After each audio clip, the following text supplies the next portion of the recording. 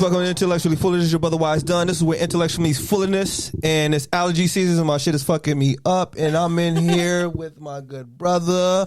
What's your name? Man, you already know who it is, man. At one point in time, it was the most angriest man, but now I'm the most happiest man. That's good. You feel me? That's good. And it's all I'm sending love and healing energies out there. You know, what I'm saying, to people who need it. That shit is real. No more anger. That's good. You know what I'm saying? So now I'm gonna shoot it over. Oh yeah, I still don't. Our good guess again. I still do not have a cool intro, so it's just joy. Just joy. That's Just good. joy. We can roll with that. I need a whole. That's good, It used though. to be the angriest black man. I need one of those. But you know that because I was at one point in time very angry. I hated everybody. Damn, everybody. Yes, but now God is good, and when you find your purpose, when you understand, your purpose. I know Don don't believe in purpose. I'm not even gonna get started, but I'll believe in it. But when you understand your purpose in life, then it makes things a lot more clearer for you. I guess that's a conversation for another day then, because we got two topics. We got two topics. We can have it. I mean, because I kind of, like I was just talking to Miss Joy earlier, or Just Joy? Just joy. Just Joy. Yeah. Like I went to Morehouse, I went to UNR, I went to UNLV. And I've always kind of beat myself up at the fact that I left Morehouse. And so ever since I left Morehouse, I've been trying to chase the high of going back to Morehouse. And it's just never really too much worked in my favor.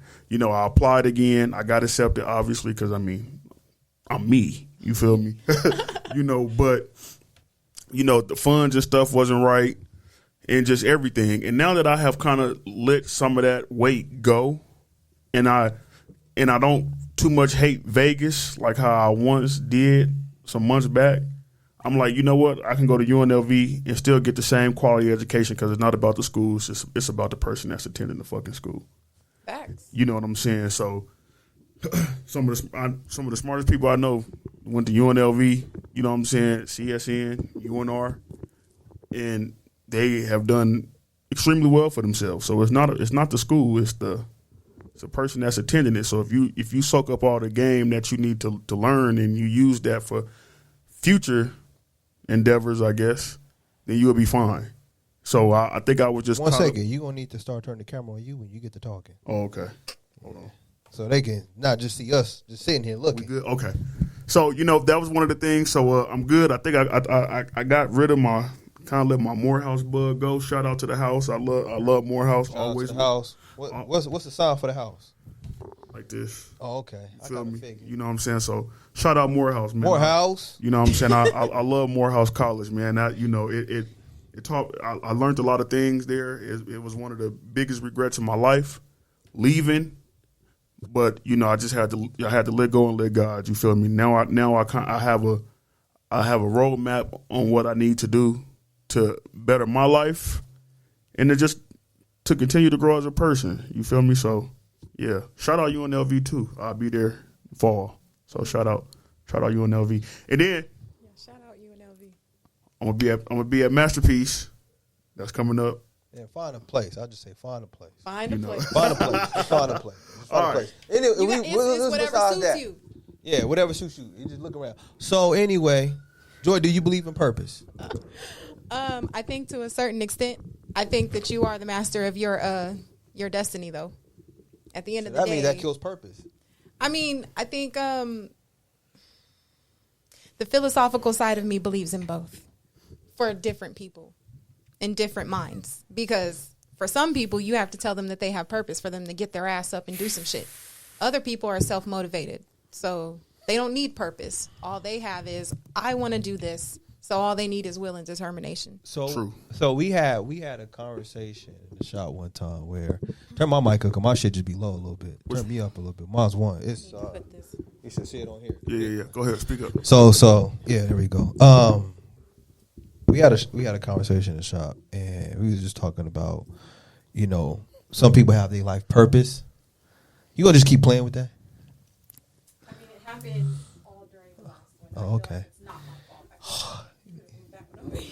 Talking to the Can- mic. Let me can make you sure hold yours it? is on. Hey, turn hers up a little bit because she got a soft voice. What is too. you 3? Yeah. It's Okay, talk way now, more. Joy. Hello. There we go. So 2 is the one I need to turn down. Yeah. Okay. So we had a conversation in the shop one time and about purpose and that everybody has their purpose in life on what they're supposed to be, what's gonna happen. And I always felt that I started thinking, not always felt, but I just started thinking where I don't think I challenged life, right? If you could probably tell. Or everything, or what we are made to believe or Literally talk. everything. Yeah, everything. So it's like, because sometimes there's a lot of cliche sayings and shit that we're told and we're kind of made believe and we're trying to make reality around the things that we're told to believe. To give it some type of reason of why it exists the way it does from what we've been told. So it's like if somebody's told to believe that Santa's real and the story around Santa, you're going to try to make the reason why he does what he does to be real. Mm-hmm. And I think that's what happens to a lot of shit that we're told, right? So we don't challenge what we're told. And when they say purpose, right? And I was in my mind, and I was telling them, I was like, in their belief system, you're taught to think that purpose and some of these things is real, right? So, and it's because it was like when I asked before, it was like, well, they have a purpose, and I'm like, so what's their purpose? It's like, I don't know. Well, you basically tell me purpose is just I don't know. It's just up to either that person and whatever he say may be. Yeah. And I was like, to me, I don't think that what it is. So basically, you said he's saying it's a purpose, and you think it is, and so whatever the purpose he feel like it must be is only up for him to know and not nobody else. So you really can't give me a logical reason. What was this person purpose to be? So when I gave an explanation, I'm like, what about, I can give an example. I was watching this documentary, this movie about, this school that was in, I think, Hungary or whatever, their World War II. Mm-hmm. And the school had got blown up. So majority of the little girls in the school died. You know what I'm saying? And then you have, I give an example, you have the history of us. Over probably 14, even more millions of Africans killed in slavery, coming here, even in here. So what would be the purpose for these things? What would be the purpose for all this shit? The Jews getting slaughtered by the millions. So God gonna say, this is your purpose to go through this shit. And whatever happens after this is for me to know someday later, and y'all and all your descendants gonna have to suffer through it just to try to find out. And to my mind, I'm like, that don't even make sense, because sometimes I look at somebody just recently, somebody in northern Nevada, 18-year-old girl, got kidnapped. Most likely, I wouldn't doubt, hopefully not, but I probably wouldn't doubt the little girl is fucking dead. Because it's happened a few times. You know what I'm saying? So you telling me, as I live life, my purpose when I hit this age, I'm going to get my head, I'm going to get raped, I'm going to get killed. So at the end of my life, I'm going to live life through a certain time, and then the purpose for me is to be example to see what happens to me. The kid who flew off the roller coaster. What could possibly be the purpose of that? Right. And so my mind, but then the answer is always given, and I'm not just saying with them, but just any religious person, it was up to God. Because you can't give a logical answer. Hey, man, I listen. I just said my purpose.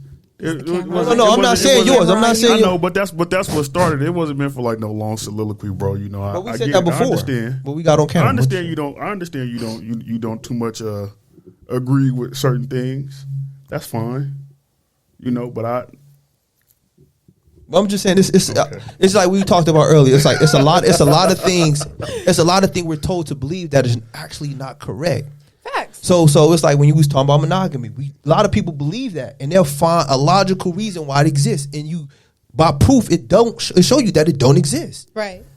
And so we'll try to logically make up this scenario why it exists, and people will drive themselves crazy to say this is why it does exist, and then be frustrated and mad at the opposite sex because that shit don't exist. But you want to create this to make it seem like it's real. And that's what we have a habit of doing. And it's like, for me, I learned to challenge. Damn, you know what? You might have to turn this down a little bit. God damn. That's what I was doing. Loud as hell. Right. You know what I'm saying? So, yeah. Hello? Yeah. I think that's it right there. That might be it. So, and that's what I'm saying. So sometimes, you know, to challenge the ideas of what been told, I think is what everybody should do. Definitely. You know what I'm saying? But most people don't. We just accept it because we're just taught to hear the cliche sayings from somebody else who an older family member or something everybody else say. So that's why even, damn, hello? Okay. I'm trying to get it right. Oh, yeah. Talk. But keep it at 6 or something. Is that 6? Just keep it at 6. Okay. Yeah. So, and I feel that that kind of threw me off when you did that because it got me thinking about how hot it is. I didn't mean to do that. I was just trying to get it right. No. So yeah, no. So okay. That's what I'm saying. I just think that's just what it is. You got to just challenge shit, man. Definitely. I think the thing that people forget though is that some people come from a place of logic and some people are incapable of thinking logically. So like that's why I say both of them exist or coexist with each other, because there's people who can rationalize some shit like it doesn't make sense that somebody so malevolent would be like, you gotta die in order to make this point over here. It doesn't make sense to a logical person. Like if you love everyone, if you've created, these are all your creations. I've created things. I have 3 kids. I could never be like, the purpose of you is to make sure at 5 years old or whatever, something happens to you. And now this other 5-year-old over here isn't going to do it. You were an example. I could never do that. So like me, logically speaking, it's like, why would that be your purpose at the end of the day? But then there's the people who really don't care for logic. Those are the people who depend heavily on religion for shit that they don't know or understand or can't touch or justify in their own mind, right? Those are the people that lean on religion so heavily that they go, it's just not my purpose to be here, or it's not in the will for me to be this person where, or for me to understand. So they'll leave a lot of it up to some shit that they won't be able to, like, it's easy to be like, that's I'm gonna God said that it's supposed to be this way. I'm gonna tell you the crazy shit I remember I heard a long time ago. This is when I really started challenging this shit. I was like 19 and I asked somebody I knew and they said, they gonna say this, and this is why I was like, huh? They said, what do you think? They said, I think reason why some of these kids die,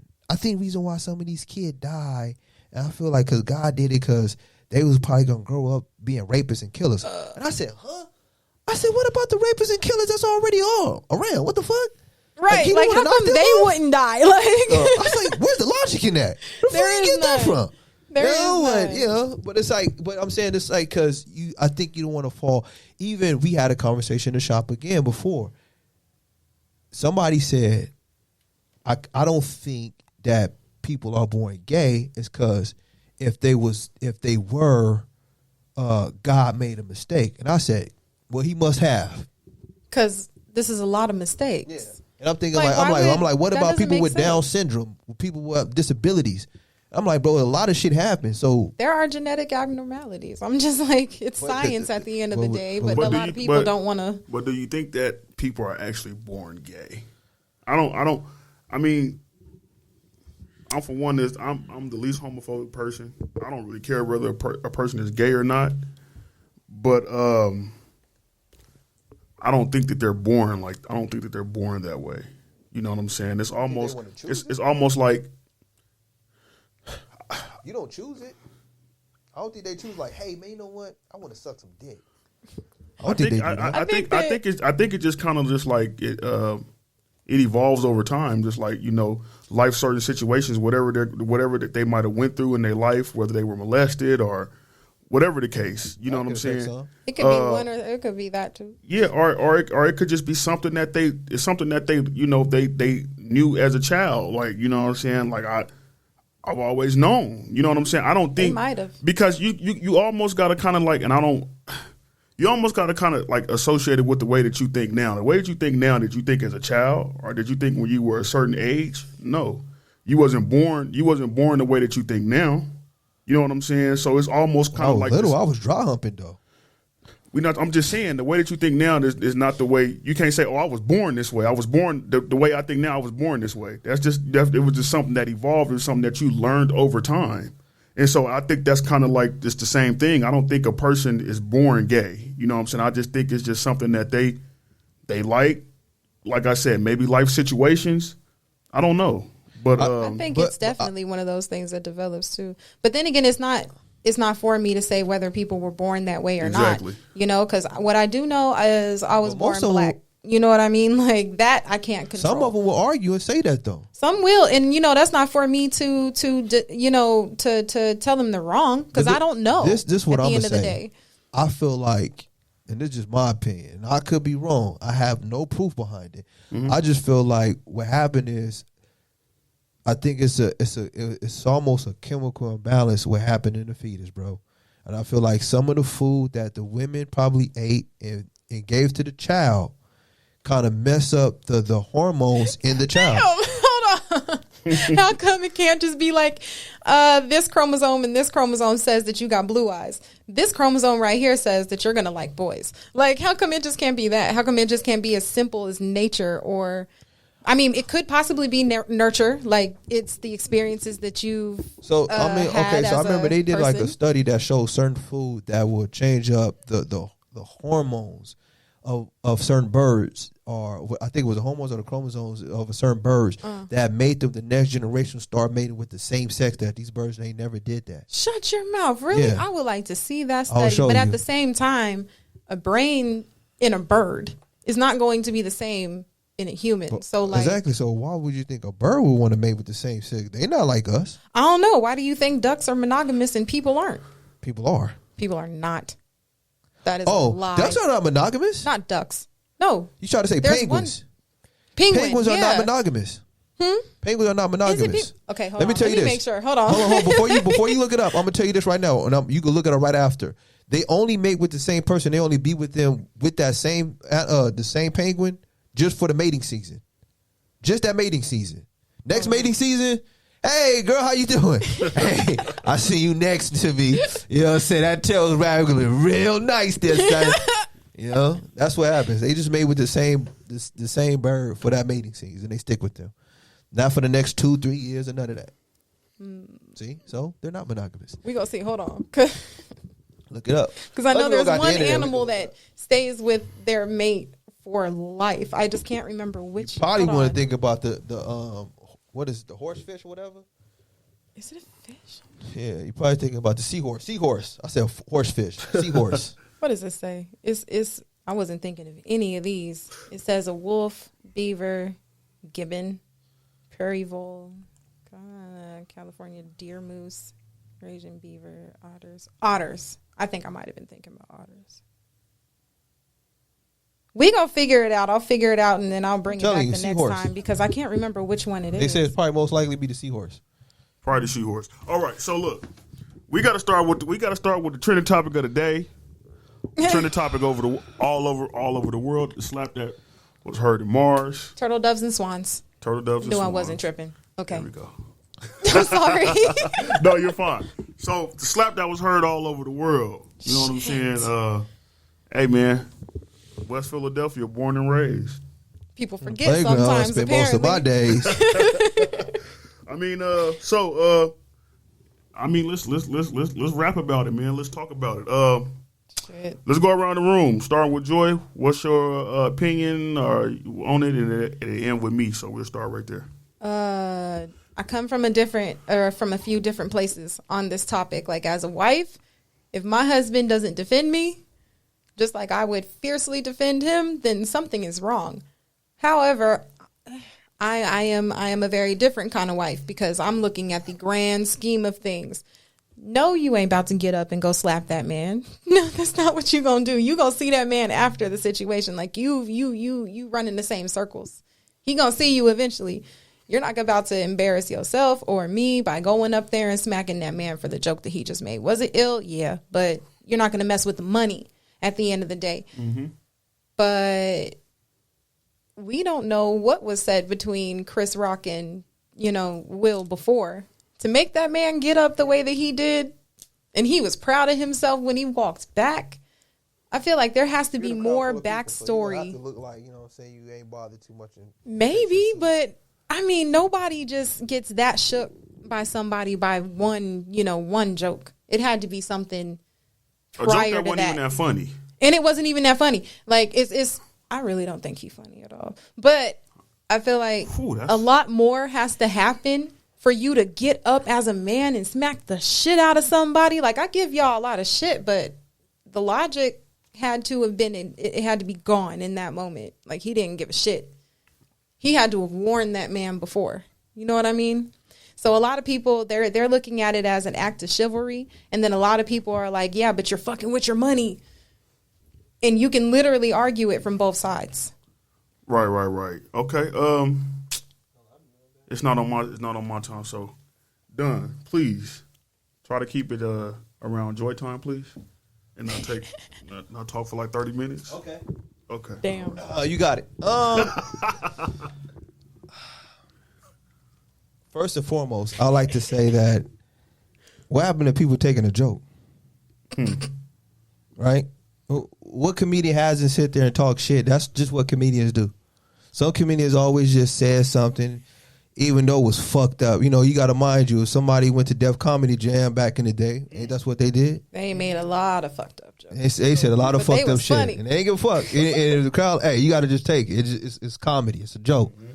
It should be taken that seriously. You know, another thing, you know, could it have been staged? I don't know. I wasn't there. I'm not between these two people to know if that's one to set up to help them out with the Academy Awards. It could be some. It's a lot of theory that goes into it. Other one, I feel that, and if that was the case, it's a lot of build-up frustration that he probably had, dealing with different things of being criticized and on social media, being made fun of. Another could be the fact of, you know, probably at home dealing with his wife probably being broken, of having alopecia and dealing with her shit and seeing that, you know, her pain and the fact that she hurt. And you think he snapped in that moment? And he could have snapped because, you know, it's a lot of pressure, you know. And it's Will Smith right now is what that 14-year-old white kid is getting made fun of and bullied at school. God damn. So you think he's a teapot? No, it's like this where when we were young, it wasn't, because I remember I was talking to my bros and he said something. He was like, dude, you know, when we was in school, only certain people in the school that you went to knew about the shit that you did. Now they can post something about you that's on for everybody. And every school know what the fuck you did. And it's everybody. Now everybody can make fun of you. And it's never let up. Mm-hmm. You know what I'm saying? And now you got everybody chiming in on you, criticizing you, making fun of you. Because the bullying is 24/7. So, you know, at least back then at one point in time, entertainers only heard the voice of the critics. Mm-hmm. Now I hear the voice of every fucking person on social media. Mm-hmm. Now all I get is memes of me looking this way, making fun of it. It's like, bro, it's like we can laugh at it, but if you gotta mind you, if it was us, you'd be like, what the fuck? Like you can't fuck up. Mm-mm. And even if you do, in this mind you, where it always talk about the entanglement with them, like that was them at that time living their truth and expressing how they felt about their relationship. And everybody had the entitlement to feel I could chime in and judge their situation. Yeah. And we don't even sit there and judge our situation like if our shit ain't fucked up. You know what I'm saying? And it's always where, you know, we rather criticize the person in the light instead of, it's easy to criticize somebody in the light than criticize somebody in the dark. Because you don't know what the fuck they got going. Definitely. So everybody on social media could just say all this shit, make memes, because everybody just want to be funny. So we could just pass around. Everybody could just share the shit. So just to hear everything of somebody criticizing you about your relationship, your marriage, and then you looking like a weirdo, talking about you a sucker because she done fucked this young dude, that has a lot of built up shit. And I think that was at the point where who knows what he has to go through at home still to this day, right? Being pissed the fuck off, and that shit kind of just in that moment, he didn't give a shit about nothing. He laughed for a second. And then like what had to happen when the camera wasn't on him? I think what happened is, you know, he laughed, ha, ha, ha, and he looked up at Jada, and she was just like, because you see like, when he first made the joke, funny. Jada was like, mm-hmm. And then the camera leaves them. And he like, and I know he was like, oh damn, like that affected her. Yep.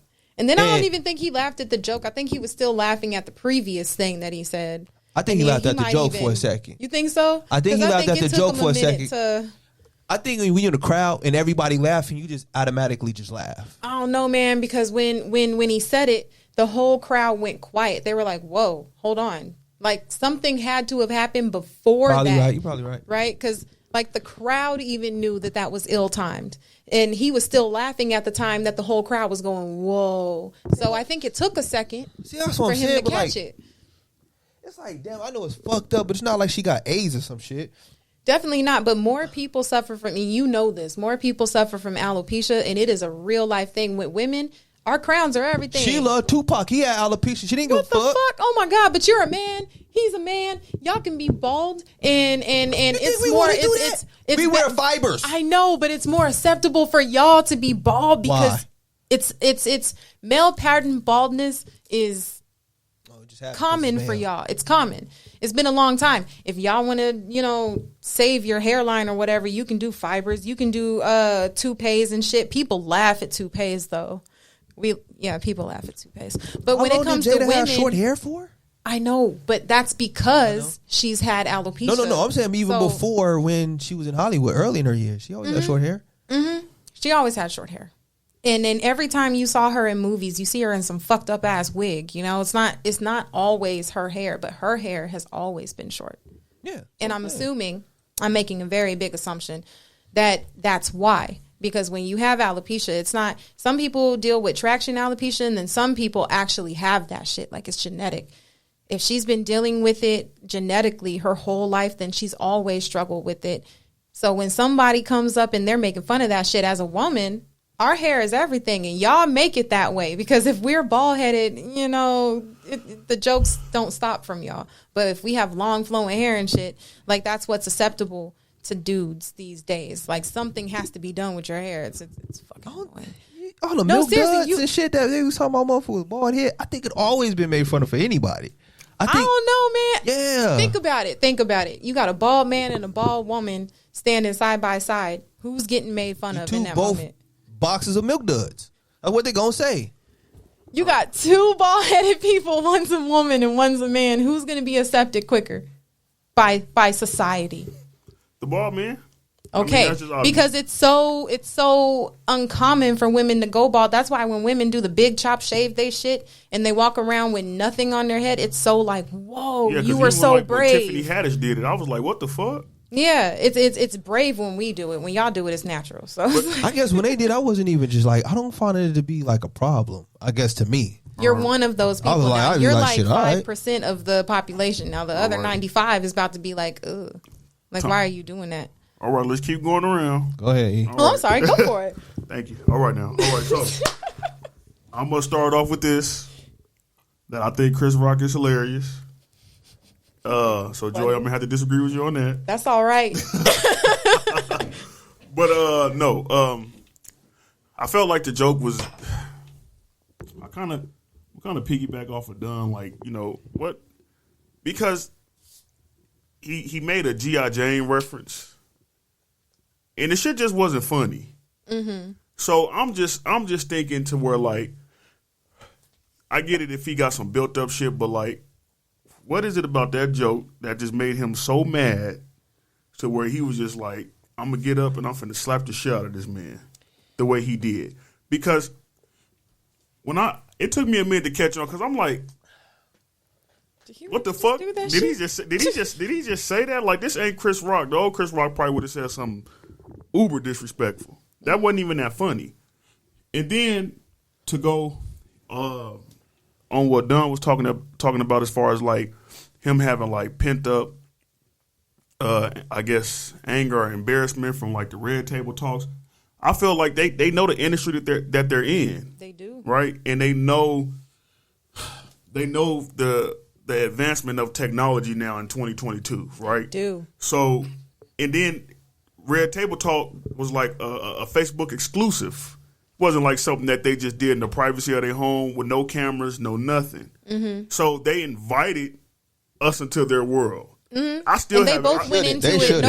shouldn't. I still haven't watched it. I don't really care too much to watch it. Like I see like little clips posted here and there when she was talking about, I guess, August Alsina and Will Smith was crying and shit.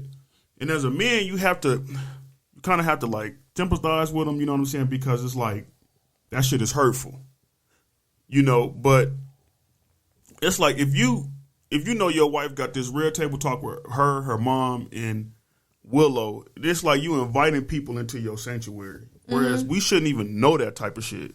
Maybe not, but then they are in that world. They knew, and so did Will. He knew. They are in that world, but it's just like, but then you can't get mad at it though. True. So that's why I'm thinking people put a little bit too much on it, because Will and Jada are like, I don't follow pop culture too often. You know, I don't like to stay too invested in it, because what are those people doing for me? But exactly. Will and Jada, they're like the poster people for accountability and self-love in Hollywood. So they had to accept already what was coming back at them when they went into this world where they're going to share everything with people.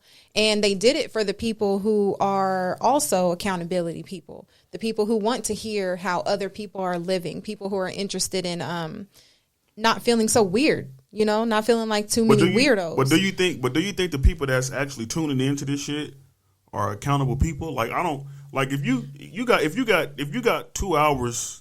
I think I would rather spend my 2 hours doing something way more productive than sitting around listening to what the fuck Jada Pinkett Smith is talking about. That's because you can't relate to her, though.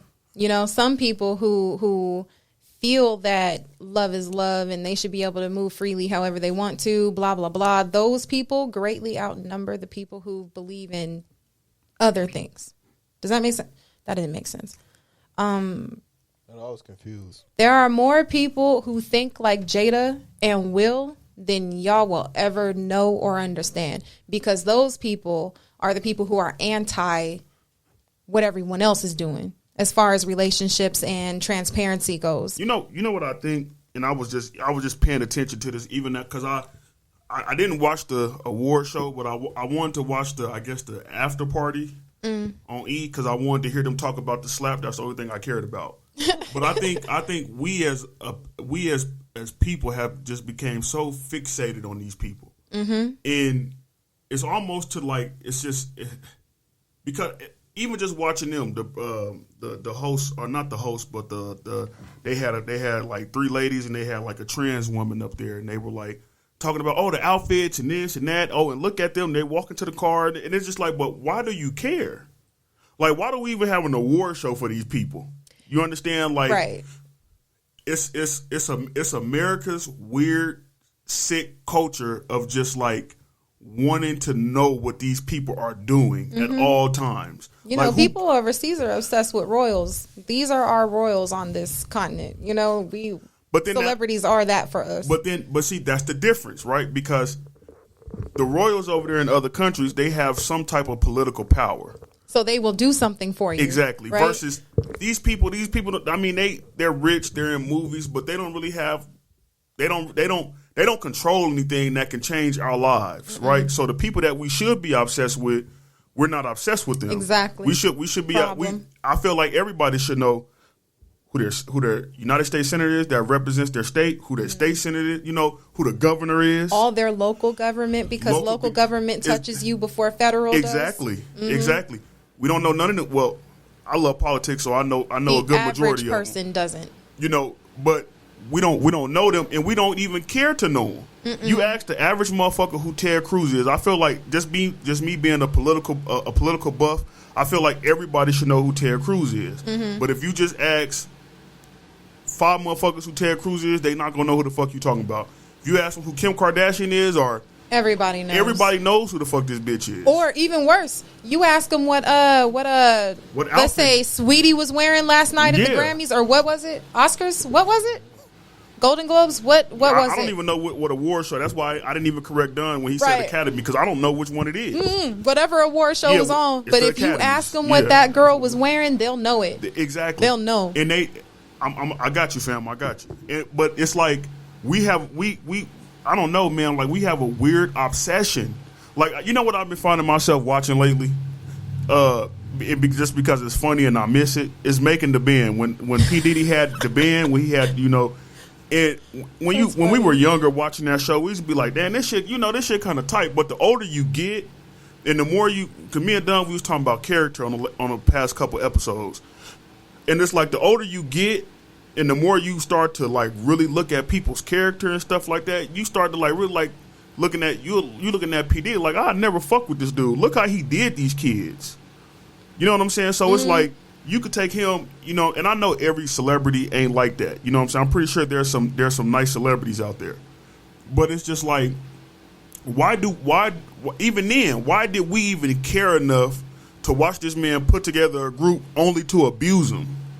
Damn, that's crazy. And then we would laugh every time Exactly. Don went crazy, or every time what was the other one? Q starts whining on screen. We're like, ugh. No, it was. We were so invested. So Why? So I've been watching lately. I know, Don. I got you. I've been watching. It was Ness, Babs, Chopper, Sarah, Dylon. I'm forgetting one.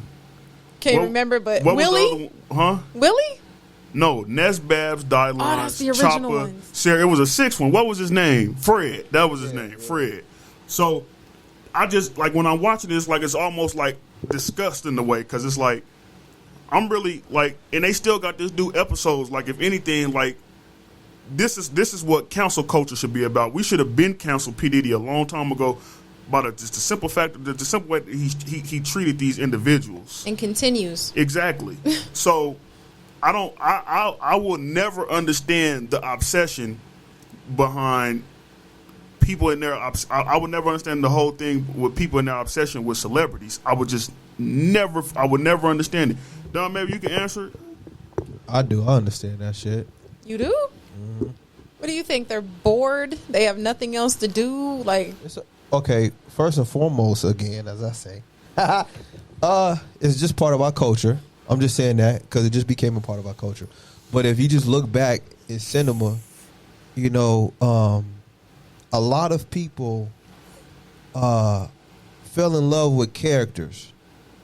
And so when they watch movies, they watch TV shows, they hear certain music artists, you fall in love with them because they do things that infatuate you or even give you hope that you could be something. If there was a love story of a movie, I like that because that's something I may want. right. That's something I can envision my it's like if you a kid, you see, I want to be in love one day. I want to have that type of relationship. So you know, most people will fall in love with these characters. You know what I'm saying? And then as these characters, these are artists. These are actors and actresses. And so they become that. And then they start liking the way they make them feel in these movies. And so, or even TV shows. And then you become a part of my life. I like watching you because that entertainment of you doing something that makes me laugh, makes me sad, you know, makes me happy. You're invested. You do something for me emotionally. You know what I'm saying? So eventually you start liking who this person is, and you become obsessive because you start not even obsessive. You kind of do sometimes. Then you start liking everything that they do. But then I agree. But then I feel like that. I feel like that leads us down the road to just forgive these people of certain acts. Because we don't unforgiving acts. We don't even know these people. We're rather, you know what I'm saying? We're rather like. Everybody was kind of riding for Will Smith last night, even though he did an unspeakable act. There was no reason why that man should have got up and slapped Chris Rock. We don't even know Chris Rock. People Will Smith like, oh, this and that, whoop de whoop. But you got somebody in your family that you can't even forgive. Maybe and they probably owe you like a couple dollars or something like that. You be like, oh, I never talk to this motherfucker again. But you want to get up on here, man. You don't even know a man who just did something super kind of like. Super kind of weak to me because I just feel like I don't know, bro. Like I fuck with Will. You know what I'm saying? Like I like his movies. I think Chris Rock is funny, but I just feel like as men, like there's no amount of money or nothing done. And Dunn said some off the wall shit, but there's not that much anger in the world that I'll just walk up and slap this man. Mm-hmm. You understand? Like to me, that's a lot of bitch emotions in that to me. You know what I'm saying? And not everybody built the same. I understand that, fam, but because of the society that we're in, people tend to overlook the acts that these people do. They glorify that shit. Exactly. Like the more disrespectful shit that they see, it's like they love to see it. They love the drama. That's why so many people are like Yeah, that shit ain't real. But, they staged all that shit let me, because people want that, you know? Mind me to keep that in my mind. I want to speak on drama. But going back to Will Smith is that, was he right for doing that? No, he wasn't, in my opinion. You should never put your hands on a man. But if some people feel like you are, if you disrespecting his wife. But it's common. It's what they do. It's their job or whatever. I'm saying I don't know, and we don't know all the amount of shit that he goes through as an entertainer. But I don't know. Say that though, fam, because then they are on everything. They invite us into their life. Will Smith jumping out of a plane. We right there. We looking at it like it ain't a million other videos but there's on still YouTube. Shit that we don't see. Okay. You know? But there's a million other videos on YouTube with motherfuckers jumping out the plane. How come we're not watching them or watching their inspirational, you know what I'm saying, talk of how they felt after they jumped out of a plane? Is Will Smith the only motherfucker that jumped out of a plane? Because we're so invested. Exactly. We've known that man since okay. But I'm saying it's like if you look at social media, you know there's certain things you have to do to keep yourself relevant. True. You have to. You gotta. You like so I told you. So I told you about social media. Exactly. Like, so then you can't complain. You can't complain, or you can't walk up and slap a motherfucker when you and have all this built up anger if you've invited us into your life. That's just like if you invite me into your life, you know what I'm saying, your life, and you tell me some shit and then I make a joke about it. You can't get mad at me because you invited me into that motherfucker. So I feel like I have I feel like I can give you some advice, or I feel like I can make a joke about a situation because you invited me into your space. That's true, but at the same time, there's a respect that you have for that man and a respect that that man has for you that should be unspoken. Like, if we're in this arena, you don't drop this information or make these jokes about this shit because it's an unspoken rule. Okay. Leave my shit alone. I'm saying for That's table between talk, us. right? So I'm saying for table talk. For years, you had so many rumors about their relationships. So many. So everybody was talking about they was doing this. They Scientologists. They practiced open marriage, and only for so long you get tired of hearing the same shit. That's like, this is not true. So eventually, you know, as them being a point where you never know, in Jada's point of life, it's like, I want to just talk to people about real life situations or what they go through, and that us entertainers are real, just like normal people, that we go through shit. So I want to have a talk of real talk to where we sit around whoever and we're just talking. That's why I mess with Red Table Talk. And I think that's the reason why she did what she did. So when somebody see an entertainer that they think that doesn't go through shit, they're like, yo, man, we all have this problem. We all go through this. And they able to talk to show that people, because most people really think that these celebrities don't have no feelings, and they don't have, they supposed to be active. That's their job. They got to deal with it. So if it's supposed to be an outlet, then there should be no reason for Will to have all this pent up. Okay, listen to me. That's what we don't know. Those are the unknowns. Yeah, we don't know what that man is dealing with. Yeah, so I'm saying. So listen to me, right? So when, as he's sitting there, you want to address the people like, look, bro, I'm not gay. We don't have an open relationship, and I'm not a Scientologist. Because I'm tired of hearing some shit. Because everybody was just feel like it was true, because they never said nothing. Mm-hmm. They never. Most time people they were cool with minding their business to the whole Scientology thing. Well, even if so, yeah. But I'm saying, like, that could be a friend who would say, "Yo, man, hey, we need some donations. Can you help our church out?" I can say, "Here you go." That don't mean I'm part of that church. I can fund you. That's you a friend. There's a lot of friends in that field, so I don't know. I can't say, but everybody was speaking on something that they didn't know about their relationship. And everybody, as a human, you're going to get tired of people criticizing you, saying some shit. So you're going to say, let me explain myself to you. Mm-hmm. And so I think when they explained themselves, and then you got to mind you, reason only they even talked about August is because August went on social media and said, hey, yeah, they said I had an open relationship and Will was okay with it.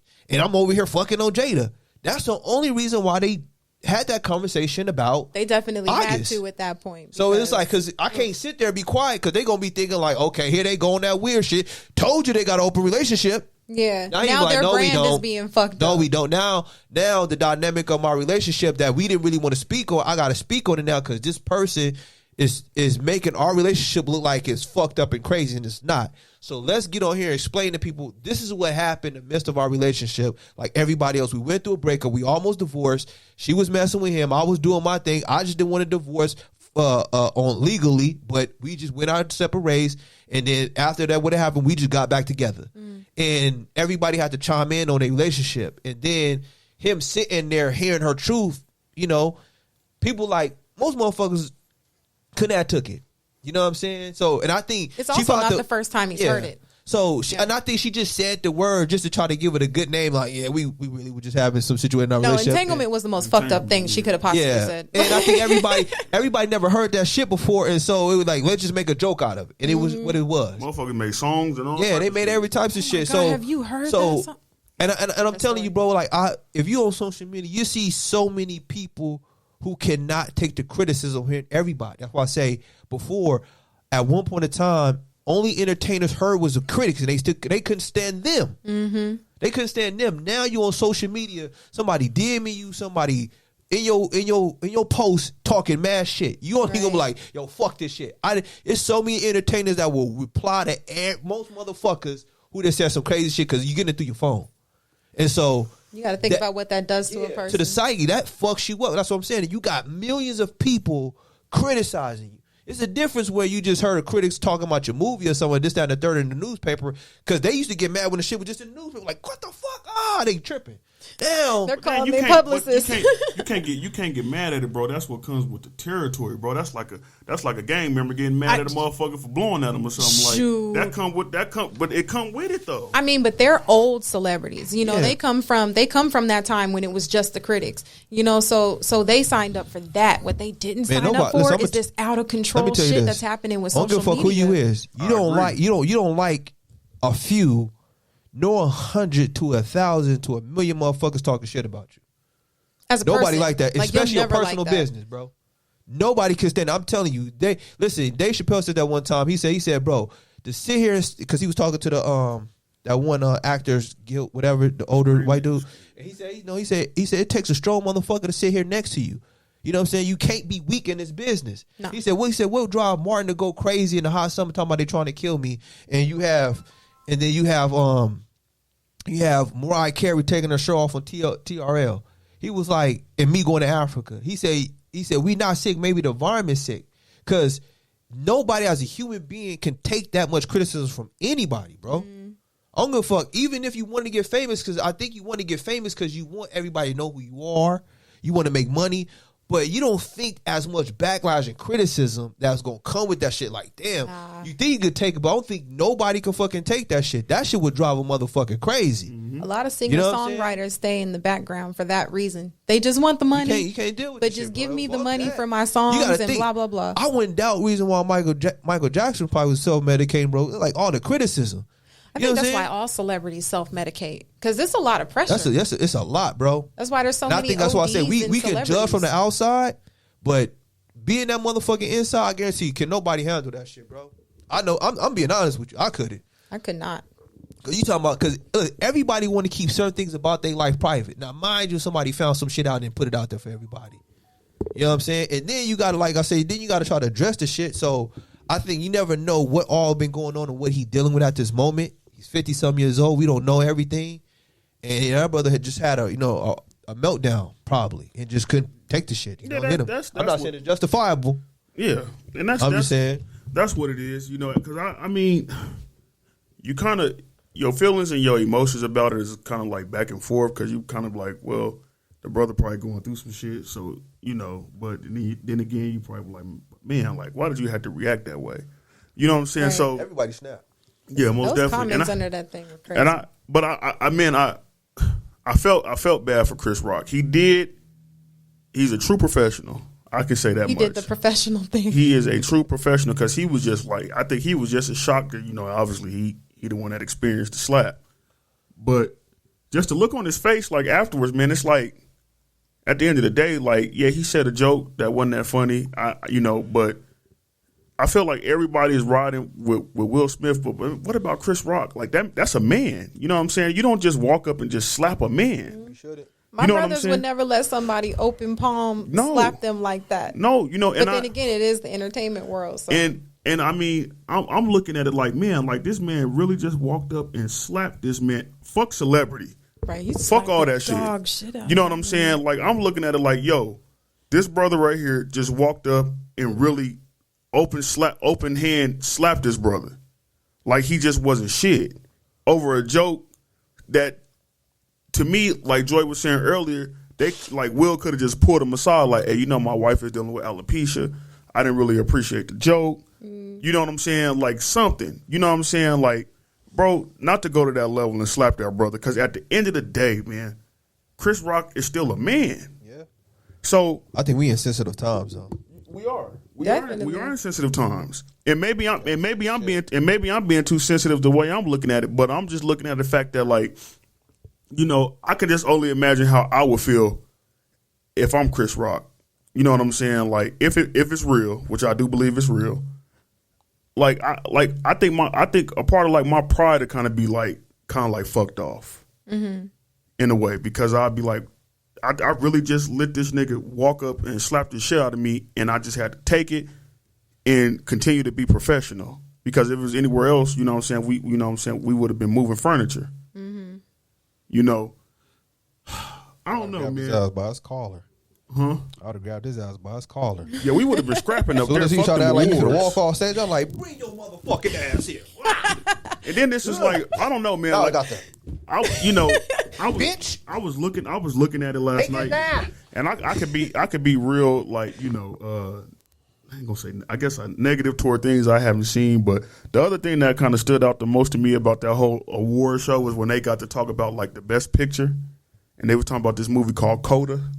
I don't even know what that was. I don't even know what it is, but I just I think they said it was on Apple. Apple or Netflix, one of them. But then you just seen all of them in the fucking that was there. They was all going like this. So I'm just like, what the fuck is that? And what? Oh, is that that's the ASL movie? Yeah, that's that movie by the hearing impaired director. Yeah. No, that's fucking dope. It's a good movie. I didn't watch it, but what it does for deaf culture, because that's another thing that I love. I love it so much. What? You don't like ASL? No, I'm just saying culture shit. What? Well, I mean, we're a culture. Black people, we have our own culture, and within our culture, something like a Kanye or the artistry that is a Kanye West, that's dope to us, right? As far as the deaf culture goes, a director like him that's mind blowing. Well, he was the actor. Don't do that shit. He was the actor in the movie. He's deaf. He was the actor. I think it was a lady that directed it. You might look it up. Don't quote me on that. I will in a minute. But a movie like that for the culture is huge for them because there aren't many. So it's at the same time that we want our culture respected, we also have to respect theirs too. Y'all don't find it funny how they praise deaf culture, but they still like don't really praise our culture, but yet they benefit they emulate off of it. You know what I'm saying? Benefit. Like, I mean, that's all they, after the slap, that's all they talked about. Something that people can't control, they tend to try to mute it as much as possible. And our culture is not one that you can control very well. We do that shit. So let me ask y'all. Somebody look up. So we got precise. Look up the definition of culture. Oh Lord, here we go. I'm just saying, like, cause there's certain things that people would just say, and I'd be like, "Yo, why is we looking at that to be a culture?" Because I'm not just saying you, Joy, but I see that in all types of shit now, where it's like this people culture, this community, this culture. Like, what the hell? All right, and you really think about start segregating people. So culture definition for the arts and other manifestations of human intellectual achievement regarded collectively, and then it says the customs, arts, social institutions, and achievements of a particular nation, people, or other social group. There you go. So that's everything. Yeah, that's culture, bro. Her name is Cyan Heater, whatever, however you pronounce that lady's name. But it wasn't the actor that I was talking about. I don't think no that person like. I know it culture. See, you must not have ever. I'm gonna give you a book. I take ASL classes, so I'm like, I love that whole. I love all of it, and it's a whole. It's a. So they happy that somebody deaf made a movie. So imagine you're 10 years old and you've never seen yourself on screen before. You've never seen any black person that looks like you. There's no representation for you, right? You're 10 years old and you notice this. You get to a point where you're 15 years old and all of a sudden you see this. You see Chadwick Boseman as fucking the Black Panther. What does that do for you as a person? You've never seen you on screen. And then at 15, after 15 long years, you see you. How do you feel then? I feel good. Okay, because there's a whole bunch of little deaf kids that have never seen. They've never seen ASL spoken on screen before. You know, they've never looked at a screen. Wait. They've never looked at a screen and immediately understood what was being said because their language is being spoken. So let me They've ask always you, needed subtitles. How will and blind shit. culture see and know if they was a movie somebody made a movie about for blind? A blind people? movie? Well, I wouldn't know because they can't see the shit. But I don't- so like, I don't know fucked up. how they would feel. But Deaf, they can't hear it. all I can do, no, that's what I'm trying to get you to understand. Like, no, they can't hear it, but they've never ever watched a movie where they can just watch it and know exactly what's being said without reading Hey, it. Joy, can we group that into culture more so than a Definitely, disability? that's why I'm telling y'all. I'm gonna get y'all the book. I don't think that's I don't think that's culture because we have deaf black people could have casted a There's deaf black a guy. whole fucking culture behind Black ASL. Like there's just like we speak slang, they have their own language. It's crazy. It's a whole lot. And this could sound so ignorant to me, and you could educate me. I'm not close to that, but since when is like having like a disability is a culture? Yeah. Because it's a like disability. anybody could probably do it. You just would not know. Somebody like I can make a movie for deaf people or somebody's blind. That don't mean I have to be that. I think what happened is when you look at Hollywood, it was just that you weren't allowed to do certain things. Like they're allowed. It wasn't somebody was like, "Hey, you deaf. You ain't allowed to be up in this room, or you gotta get a room on the other side of the building." Because when you think of can't culture, be here. Joy, what do you think of? Music, food, clothing. All of that. But for a certain group of people, like for us, we're born a certain way. There's people who are deaf who are born deaf, you know, so they've had to build something for themselves. Just like our culture was taken from us, from Black people, when we were brought from one continent to another. We've had to build the culture that we have now as Americans, as Black Americans. We've actually had to build that shit. But the culture that we have still derived from from the places that we came from, though. Facts, The beats, the drums, the food, everything. But the people who are hearing impaired, you know, they are also born a certain way. So they also have to build up their own culture too, or their own communities. So I was just about to say that. So can we just say community instead of culture? I think within your community, no, it's a fact. It's not something that I think. Within your community, there is a culture there. True. So if you ever go to Gallaudet, and I really want y'all to go to Gallaudet one day, it's a fucking awesome place. So what you're saying to me is that you can live in the community and like the same stuff as everybody in your community and agree on the same things as everybody in your community. That's not what I'm saying, because I am a Black girl that absolutely hates a lot of things that a lot of other Black girls like. We just throwing caution to the wind. We just Who the camera on? Oh, okay. You know, like if you're in the community, you're in this cul-de-sac and y'all got a community, right? You know what I'm saying? Like, would you would you agree with everything and like the same thing and like the same music, agree politics and everything else as everybody in this community if you were living in that community? So our community is on a broader spectrum. Our community is Black people, right? I love country music. I like country music. You like country music? Do you like country music? It's all right. All right. I can't stand Shania Twain Shania Twain. I like some of her songs. But you like some of her songs? But it's not. What was that song she sung? I like that don't impress me. That don't impress me much. But anyway, but it's like there's always going to be stuff that you do not like, because your culture in a community is what you all what the people in that community gather to do, the music that they listen to, the events that they hold for each other, X, Y, and Z. But not everybody's going to fuck with it. I tend to. So like a community to me, right, where it can have a degree of culture, right? It used to be this neighborhood, this little cul-de-sac community a long time ago.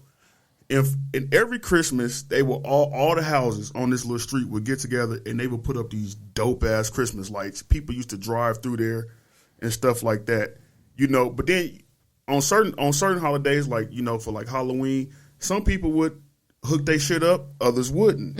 You know what I'm saying? Like, maybe I don't know why they did. Maybe they didn't like Halloween. Maybe they didn't celebrate it, or whatever the case may be. I just think them as a community, they came together on certain things. That's what I think a community is versus not so much as a culture. I just think it's just more so we agree on some things, and there's going to be some things we don't agree on. We don't agree with. As far as culture, like us three, we all share the same type of culture, right? We probably kind of eat the same food, or we grew up eating the same food. We all grew up in black churches.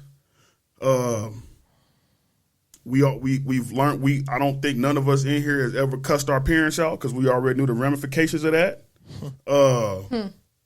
We know what an ass whooping is. You know what I'm saying? We know things as far as like black culture. That shit is stupid as too. As far as you know, as far as dressing and stuff like that, our talk and everything. That to me, that's a culture. Community is just like me, you, and Don could be living in a community, and we could do certain things for this certain day, but it'd be some things that shit we don't do. Maybe you and Don do that I don't do, but we all live in this community. That's kind of like what I think it is. Like I don't see, and this is not to take anything away from deaf people, man. Like, you know, shout out to them, but I don't think that's a culture. That's more so like that's a disability. Listen. All right, so let me say this because both of y'all was talking. I want to talk now. You were on the phone. No, I wasn't. I was sitting there listening. I was looking at something. So, okay, what I look at is that I think we want to interpret as if it's the same as achievements of being neglected, right? So, and what I mean is that the fact if you see the history of us being neglected in Hollywood, and then we was able to overcome that and achieve those goals that we wanted to do as a people, and we see those people who are minority that since we are minorities, we want to say, here you go too. You did something that was achievable, that it was somebody like you that was able to do something. And so reason why we only do that, and it wasn't because somebody stopped them from achieving these things like us. So any type of achievement that somebody do that's a minority, we like, good for you. We glad that you got that. Because they seen we get it, gays, all that shit. But it wasn't where it was us. And that's why I feel like all that shit is different. And I'm like, I'm not knocking them for that. But they couldn't tell like if it was us, because you talking about you couldn't let in the doors. You couldn't be the lead in the lead in Hollywood. They didn't want to invest in a black cast because they didn't feel like it was going to sell nationwide. Yeah, they don't have that same type of thinking when they look at somebody who's either gay, somebody with a disability. They don't look at it the same when they thought us, because they just thought we wasn't profitable. You know what I'm saying? So I don't think that's why I say when I hear that, it's like I can make a movie about somebody's blind. I can make a movie about somebody who's deaf, and I can make it seem like it was just for them, and they don't have to do that. But you never seen it with somebody until somebody of color to do something that was never done because they wasn't allowed to. They wasn't subjected to not do something. You couldn't do that. That's not true. You don't think so? Oh no, I know it. Why? I know it for fact. It's not true. So the disability of being hearing impaired, it's not in Hollywood, if you cannot communicate with somebody, like if somebody who's Hispanic comes to America, doesn't speak a lick of English, it's really hard for them to get employed in certain places. They can't get employed because if they can't communicate with you, they're not going to hire you. So if you are a 21-year-old actor, but you are hearing impaired and you want to be an actor, you love it, it's your passion, and nobody is going to hire you, they're effectively stopping you from doing the thing that you want to do. And it's the same thing as being black and not being able to do the thing that you want to do, because the person will not communicate with you or will not hire you because of whatever reason. But to say that they don't have a culture is wow, because like what you're thinking of has more to do with community than anything. People in the community disagree all the time. but the community develops a culture around them. That's why I say you have to go to these places where these people exist, so then you can see I would try it out. I'll try it Yeah. out. I'll try it out. But I'm just saying this, right? Most definitely. How many deaf actors will come there trying to get a job than somebody of color? I'm not sure because I've never been in those rooms before. I understand, But- right? So, what I'm saying is that you deal with majority of people trying to break the barriers of, you got to mind you the mad barriers of every entertainer tried to do something. Mm-hmm. You know what I'm saying? That was colored. That no, we ain't doing that. I mean, don't it's think not nobody even cared just the as fact of- entertainment. It's that it doesn't stop at entertainment. If you walk to Starbucks right now and you told them that you wanted a cafe mocha or some shit like that, you can get that shit. If I'm hearing impaired and I go to Starbucks, I don't know how to order my shit because if I communicate with them in my language, in my native language or whatever language, they're not going to know how to communicate with me. They're not going to understand. And if I'm in the wrong neighborhood, they're going to think I'm throwing some shit up, Right. and they're going to be mad at me. So they couldn't communicate with you because they don't know how to do sign language, right? Exactly. And so which is understandable, but if it was 1945 and you took your ass in there, you better get your black ass up out of here. True, and it's the same for them. That's why ain't nobody gonna say, get your ass up out of here. I'm hell about to give you this book because I think as black people, no You felt disrespect, the no same way? disrespect to y'all, no disrespect to anybody who's gonna feel away when they hear what I say. But as far as black people go, I think we tend to put our struggle above all other minority groups as far as the struggle goes. Because in the 40s, our shit was bad. Let me tell and you, we know I it say was only bad. people we shouldn't is Native Americans. Yeah, I'd even go as far as to say Native Americans and people in Mexico too. So like it's and they're Same people. native too, same people. Yeah, the same, so I feel like one struggle does not I understand. count or cancel out another one. They're also dealing with some shit. I know, but I'm just saying. But it's like this, right? Let's just say I'm gonna let you talk. Let me just say this real quick. Joy, my fault. I'm the host. Goddamn, I'm the host. I'm supposed to. EJ, I'm gonna let you talk. I'm just saying I'm the host, right? So, so what I'm saying, Joy, is I'm gonna let you talk. EJ, I'm gonna get off. Just give me 2 minutes. 2 minutes. It's gonna be 5. No, it's not. Give me 2. so look, all I'm saying is that. Start now. Okay, go. All I'm saying is that if you was getting raped or molested, right? And it was for like 6 months, but it was almost every day, and this one person probably just had it 3 times. Your shit is worse. Yeah, you got raped, but you got it bad. True facts, but So you can't compare that. Or let's just say That's you why I'm got saying raped, or I then somebody wouldn't somebody compare got it. sexually harassed and say, "Oh, we went through somebody like doing something to us, but your shit was worse." But see, So, I don't that means hold my struggle as even as what I do understand, and maybe I don't think nobody. I want me to cut you. Ain't nobody was lynching their ass for being deaf. That's what I'm saying. Well, who? Now, Nobody was lynching their ass for being deaf. I mean, No, definitely. I'm not knocking the fact that they was deaf. I'm not going to say Trust that me, our if, struggle if wasn't you can real. see what I'm saying, that I said these are my people too. I love them. No disrespect. What are you doing? I don't know what I'm saying. It's not. I would never Okay. say that our struggle. I'm not gonna weigh it because I feel like if a people, as a people, if they struggle, I already sympathize with them because I know my people struggle. So I'm not even. I wouldn't even speak on our struggle versus theirs. All I'm saying is they definitely have a community. And in any community, you are going to build a culture around you. So I would definitely call it a culture, and it's only because I've immersed myself in it, so I've seen it. Well, can we say? Well, can we say just for that they've built a space for instead of because I to minimize their culture is to also give them the space to minimize ours, and I don't think that's fair. But that's the thing. How can you minimize people? That's the bit. Black people have a real culture, Joy. We built it though. But Our culture is as real to us as the African people's culture is to them. So think about it. We built it. They learned it. They did not learn. So there's people who were you have to born learn- deaf. Yeah, right. But you have to learn sign language. We had to learn hip hop. No, that's just the culture that we emerged in. I was born in 88. I did not know shit about Sugar Hill Gang. I had to learn that later based off of what I grew up listening to and what I saw. I had to learn English. So, okay. But not the fact that hip hop is just our culture, but the African American experience, though it's diverse, it's still our culture. The things that we may do, the way we intermingle with each other, the way we act, the way we may joke around, like that's our culture. Don't nobody do what we do as a culture. People's adapting to our culture now and they're learning, but that don't mean they're properly do it the way we do or understand the way we do, and they don't fully understand us in general. True. But if you go to Gallaudet, if that y'all know what Gallaudet is? What is that? It's a school for hearing impaired. It's a whole, like the whole city around it is built up for, like, imagine Laughlin with a school in it, and that's Gallaudet. Like that whole area. Now the way that they joke is the way that they joke.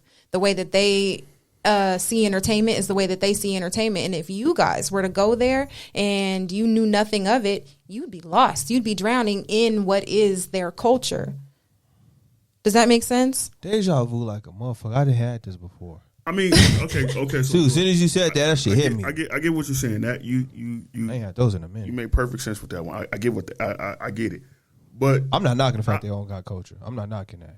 All I'm just saying is that because go ahead, E. Go ahead. Go ahead, bro. Keep on cutting my dude off, man. Go ahead, finish. He's trying to talk. Go ahead, talk, man. Go ahead, man. I know you just itching to talk. You know no, what I'm saying? I'm not. I'm just because I'm just trying to just. Because I'm trying to wrap my head around the fact, and maybe we, you know what I'm saying, like, and it could 9 times out of 10, Joy, it's just probably ignorance. I'm admitting to it. Some people don't admit to it, so that's the first sign that I need to learn more about what is it, ASL? And that's just the language. Okay. That's not the people. So, but I don't, the more fine-tuned EJ probably wouldn't give a fuck about the EJ that was kind of a little rough around the edges some months ago when we started probably wouldn't give a fuck, but the fine-tuned EJ does. And I'm just having a hard time accepting the fact, one, that they feel like these people have culture when I feel like it's more so of a disability, and I feel like it's just they are around the same people like them, and I guess they develop, you know what I'm saying, some type of space where they all, I know. I don't want to prove Joy's point, right? Because it's okay, because I already got you. I'm just waiting for you to be done. Okay, so maybe it is, but why do you feel like you hate that black people, we as black people put our struggle above everybody else's? When our struggle is there, it's out in the open. It's been prevalent for years. Yeah, we paved the way for everybody to come. You can't argue it. Like you can't argue a black person struggle versus this deaf white person struggle. That deaf white person struggle in Hollywood still has more privilege than an average black person. Still has a better chance getting a movie role than a sound black person. Facts. So I think I don't know. I think that language barrier is a huge thing. First of all, so where before they open their mouth or raise their hands to speak, they definitely have an advantage over a black person, but that's before. Yeah. Now, the second that they open their mouth and raise their hands to speak, we are now on the same level, and they will take somebody who walks in 40 minutes late before they take either one of us, and that's just for somebody who's prejudiced or racist like that. That's not saying that everybody is like that. Hey, I'm gonna be honest. I don't even mean to cut you off. I think they'll probably hire a black person before they hire a deaf white dude. They might. That's why I'm saying before you could be on they open their as soon mouth. As everybody get to talking, he can't hear nobody. Ain't nobody speaking sign language. Exactly, and now they have to go and get an interpreter. Did you hear what the fuck we just said? Them people will hire that interpreter. Maybe that's a huge maybe. That's a huge maybe. Bro, I mean, now the thing about we're talking about Hollywood here, though. True. You know what I'm saying? Like, the motherfuckers is devilish. So to keep us out, they be like, look, hey man, go get like 4 interpreters before we hire this black motherfucker to do this role. That's a huge possibility. Or they just find. Listen, I don't think they'll do that. I think they'll just find another better white actor. Maybe. Hey, we just get It somebody depends else on the next person up in that you line, dealing with Hey, he at the seemed end like of he the was day. cool because you got to think it's a lot of people who audition. So it ain't hard to find you somebody that could just fill that role. Mm-hmm. It ain't hard. I don't want nobody to, and I do want to. If you got the book, or if you need me to buy the book, I'll buy the book because this is sparked my interest in trying to learn about. It's a lot of fun. The next time I come through here, I'm gonna teach y'all some stuff. Yeah, most definitely. Like I'm open to learn, and I just think my outlook of it is just more based on ignorance. You know what I'm saying? Because I don't understand it, but I would love to understand it. If we could possibly have somebody come on, I got you. I got y'all. It's gonna be great. It's gonna be great. Okay. But to go back to your question, what did you ask me? You asked me, why do I feel like black people put our struggle or want to argue our struggle above everybody else's? Yes. I think where my process starts is I'm hyper aware of our struggles. The shit that people don't even put in books. I know that shit because I went after the information. You know, I know things. And you lived it. And I've lived it. You know, I have a different perspective. So when I see a minority group, I have to immediately put them on the same, not on the same level, but I have more empathy for them. Right. You know, you had asked, what did you say? Shit, I lost the train of thought just that fast. I'll look it up if it was boxing. Huh? I'll look at it if it was boxing. I don't know about boxing. Hold on. No, Let me think I'm about saying what like he this. said. Go ahead. He said, once upon a time, we couldn't all sit in a restaurant or whatever and congregate. So we had to, that's what it was. We also had to make our own spaces once upon a time. Once upon a time, we couldn't go into Starbucks and order whatever we want, just like they also can't. So where they had to build their own space, we have been there before too. And it is in recent history. It's within the last 100 years that we had to do that shit. The emergence of this culture now only is the way that it is because of social media. I firmly believe that. The only reason why people are more aware of hearing impaired people is because information is passed around faster. But we were just in this place not so long ago where we couldn't do what we want either. I just feel like people just kind of they just throw that word around culture. They throw it around so much, and I feel culture like it's kind of I feel like it's kind of like a stab vibes and energy. I feel like it's kind of like a stab at like black people in the sense because it's like we're gonna celebrate them and their achievements. We're not going to celebrate your achievements. We literally your culture, have to celebrate ourselves. Exactly. But we'll eat off y'all culture all day long. I mean, watch what happens in the next couple of years because it's going to happen with them too because this country has a habit of exploiting other cultures. But I mean, case in point, you know, Will Smith, whichever award that was last night, it was his first one. And the brother has done many films. Exactly. It was his first fucking award. Mm-hmm. You know what I'm saying? But they didn't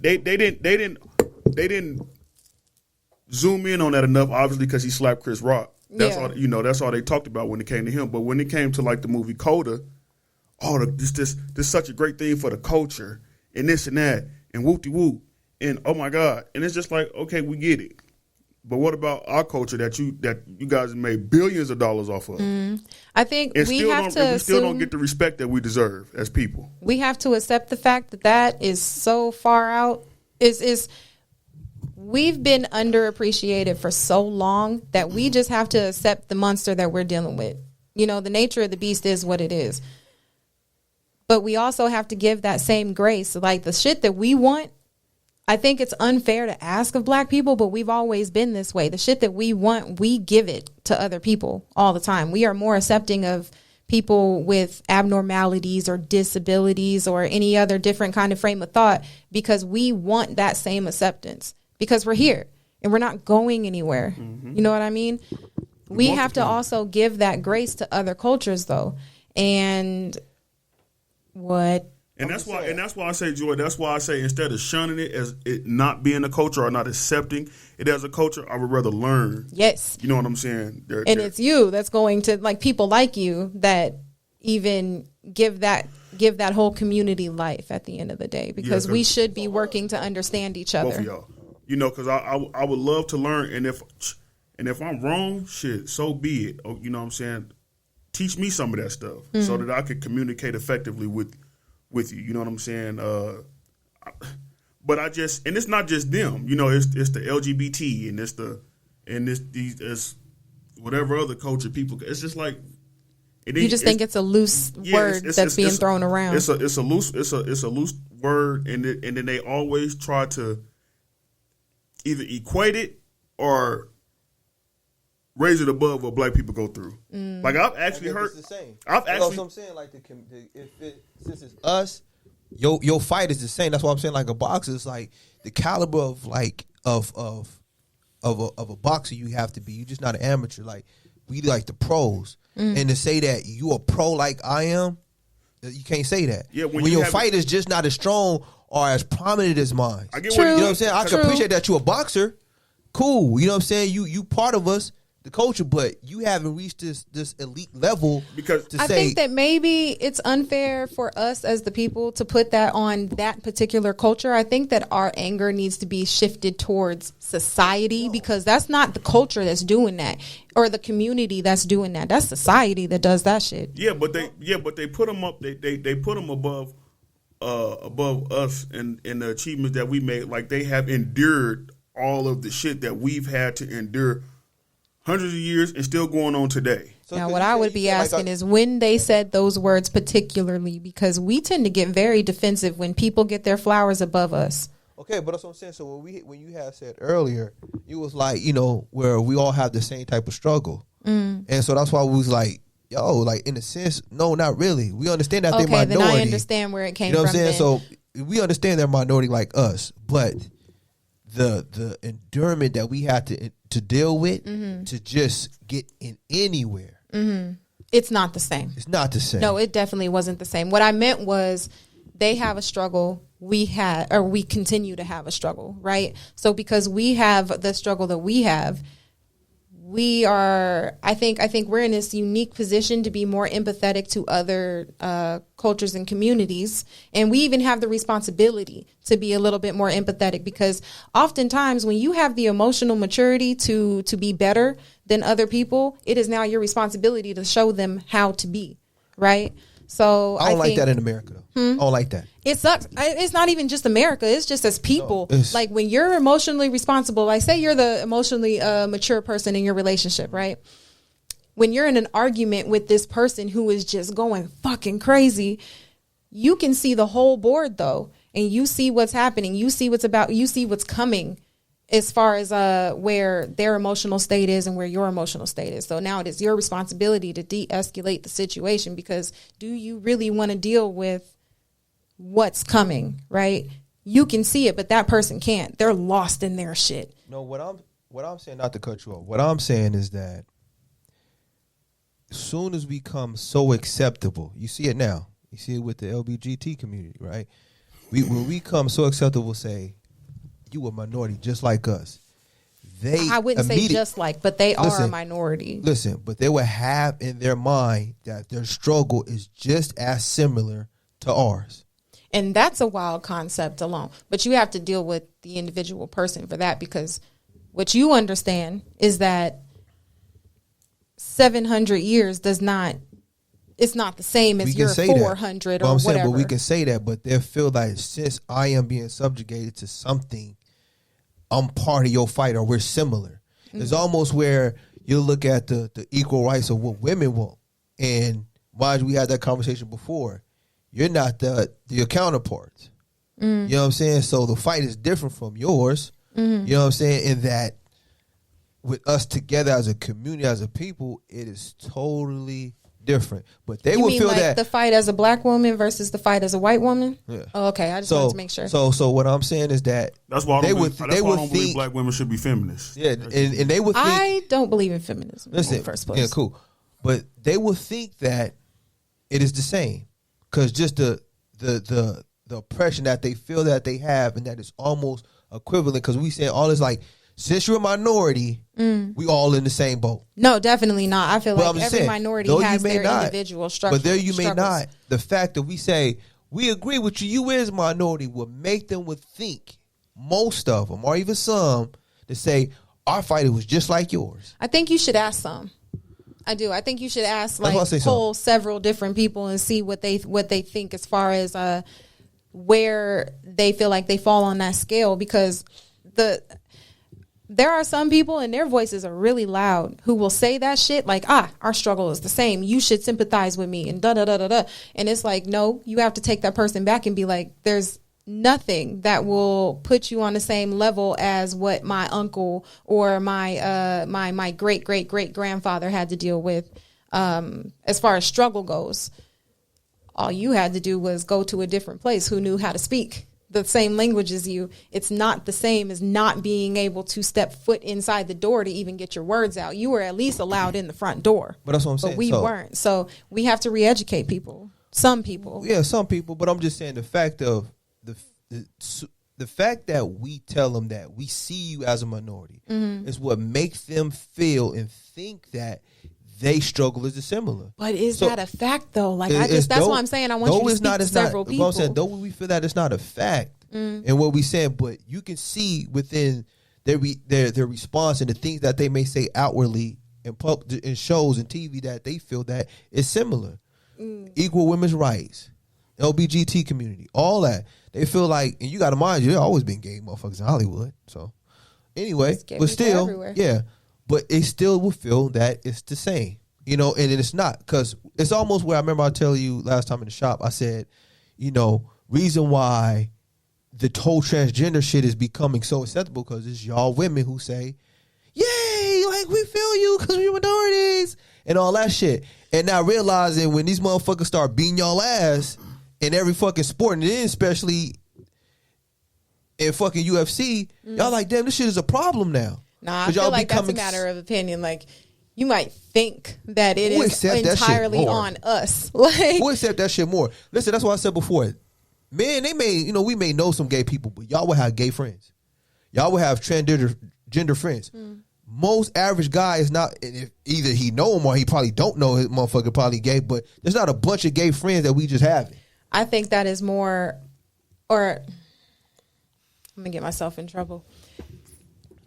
I think y'all have the capability of being friends with these people. You do.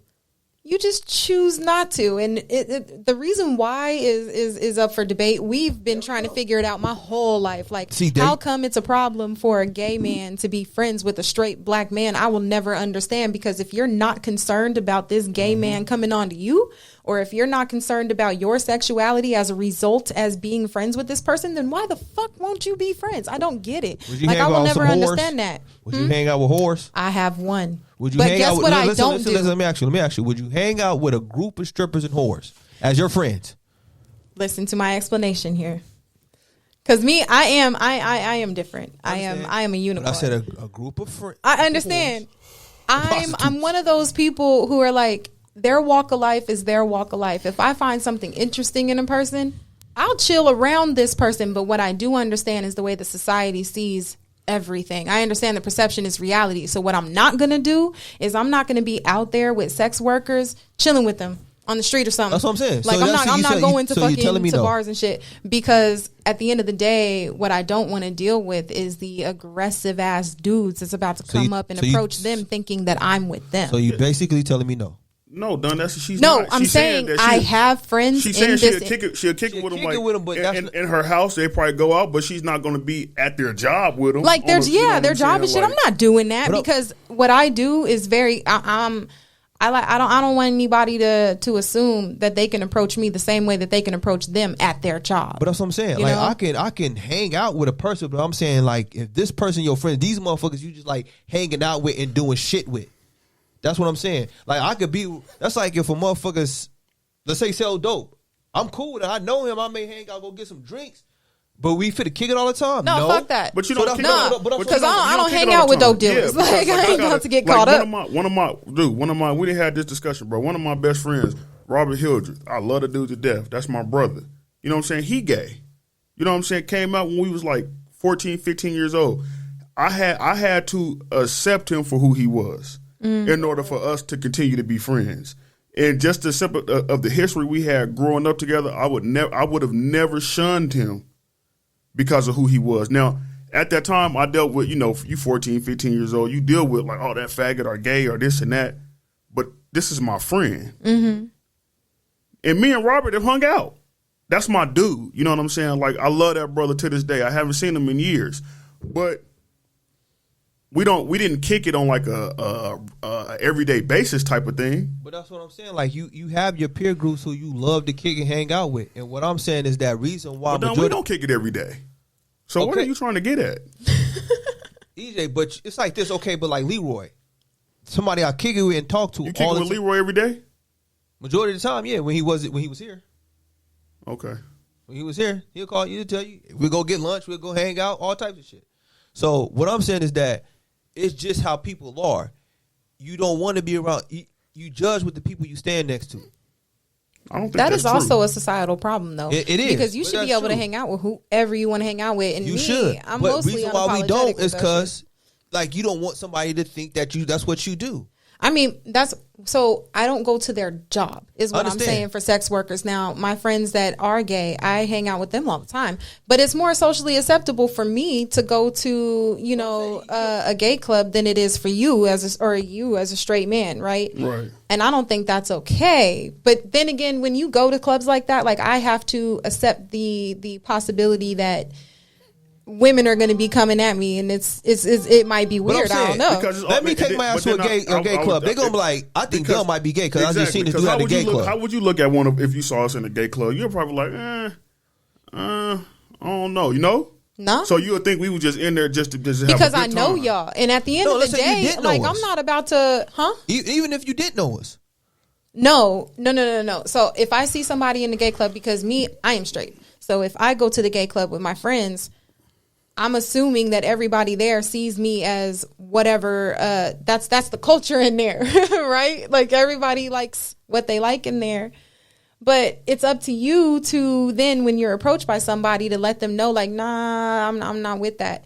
So I'm not going to assume that you are gay if I see you in there. But if I ask you, because I'm curious and I want to know, that's your opportunity to let me know, like, I'm just here hanging out with my boys. I'm not making any assumptions. So if you were single. Well, people gonna make the assumption before you went even to a gay club and a guy tried to get at you in there, how would you react to that? And if you guys were to start talking, it wouldn't be in the back of your mind like, I met this dude in a gay club. Definitely. So I'm gonna ask. I don't like assumptions. I don't like making assumptions on anybody. You're gonna get your answer that night. You're gonna get, because obviously he's trying to talk to you. He's gonna say, hey, I'm not gay, but I'm here because. The first thing that's gonna run through my mind is like, brother, what you doing in the gay club? But that's what I'm saying. I feel like anybody gonna make an assumption about you. That's why I say you judge with who you either stand with or where you at. That's some people. That's what society does. Now there's some people. But that's how people work in society. You're like, bro, you could have went to like Seven Seas or Barcelona or some down here on the strip or something, bro. You at a gay club. It could be your friend's birthday, like, because I hang out in these groups. So I'm like, it could very well, like. Here's an example for you. When my cousin, he came to Vegas for his birthday. He's gay. We went to several strip clubs, and then we ultimately ended up at the gay club or whatever. That's cool because we had several straight people in our group, but they just wanted to be there to support. Mute your phone. I'm gonna call you back in a second. Oh, okay, man. All right. Love you, bye. Married life. If you don't answer the phone, you get cussed out.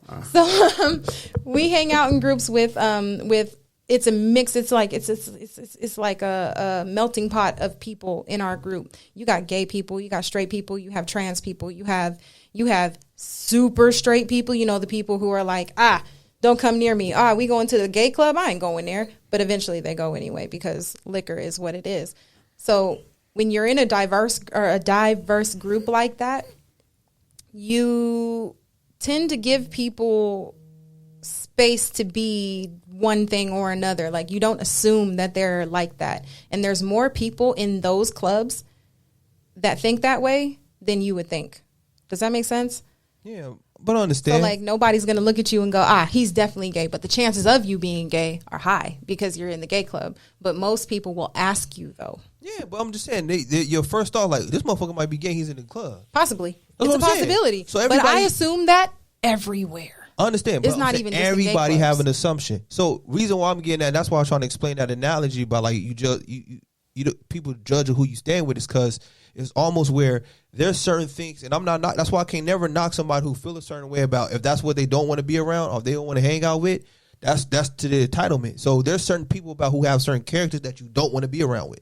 You don't want to hang out. Certain things that they may do you may not like or even approve of, and they okay with not hanging out with you. So let's just say I could be cool all day, but if I like to snort coke, you like, I'm cool.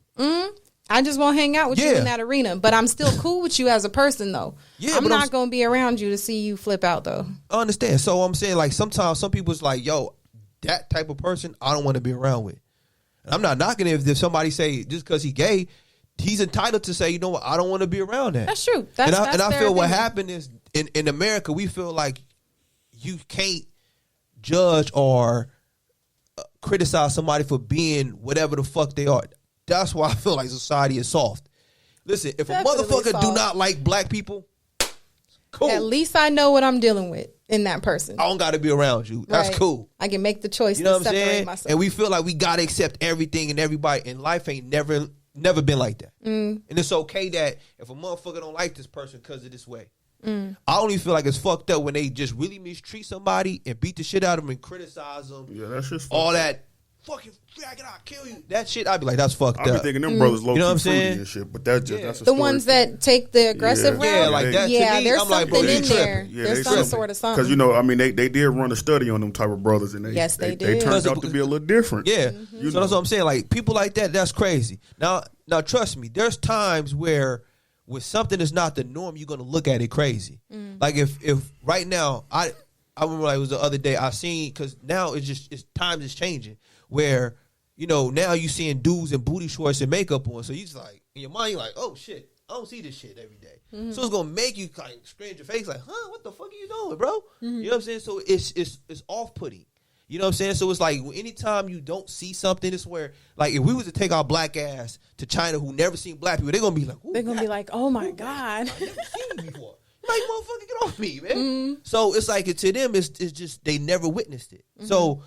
For us to see certain things that we're not accustomed to or we don't want to accept, it's okay. I just feel like wherever somebody is and that's what they think, it's okay to let somebody feel that way. If a motherfucker don't like shit, hey, to me, I look at the world for what it is, man. And I think that's why we're going to be so fucked up and confused because we feel like we need to accept every motherfucking thing. You think so? Yes. It's everything? Like right now. We accept everything. We trying to. I know where you're going with the trying. That's what I'm saying. So, like I said, with the like right now, we starting to find a problem out. Even though we're trying to accept it, but we're finding a problem with men wants to be women and get into women's sports. Now we find a problem because we don't want to draw the line and be like, "Hey, man, this is fucked up. You can't do that."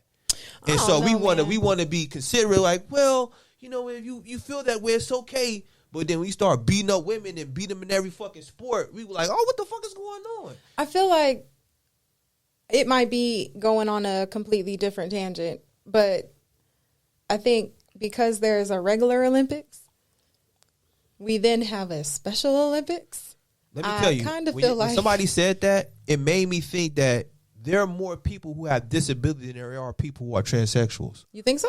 Yes. It's a lot of people with disabilities. Because you got to mind you, all of them have different disabilities, and they all come in there. Not a bunch of them. You're not going to get a whole bunch of transgenders, swimmers, or motherfucking track meet runners. You know, you're not going to get maybe not, but I feel like that would at least level the playing field because as a woman, there are but there's not a lot differences between me and any man. You know, and it's unfair. But what I'm saying is that it's not a lot for them to have that the category for them.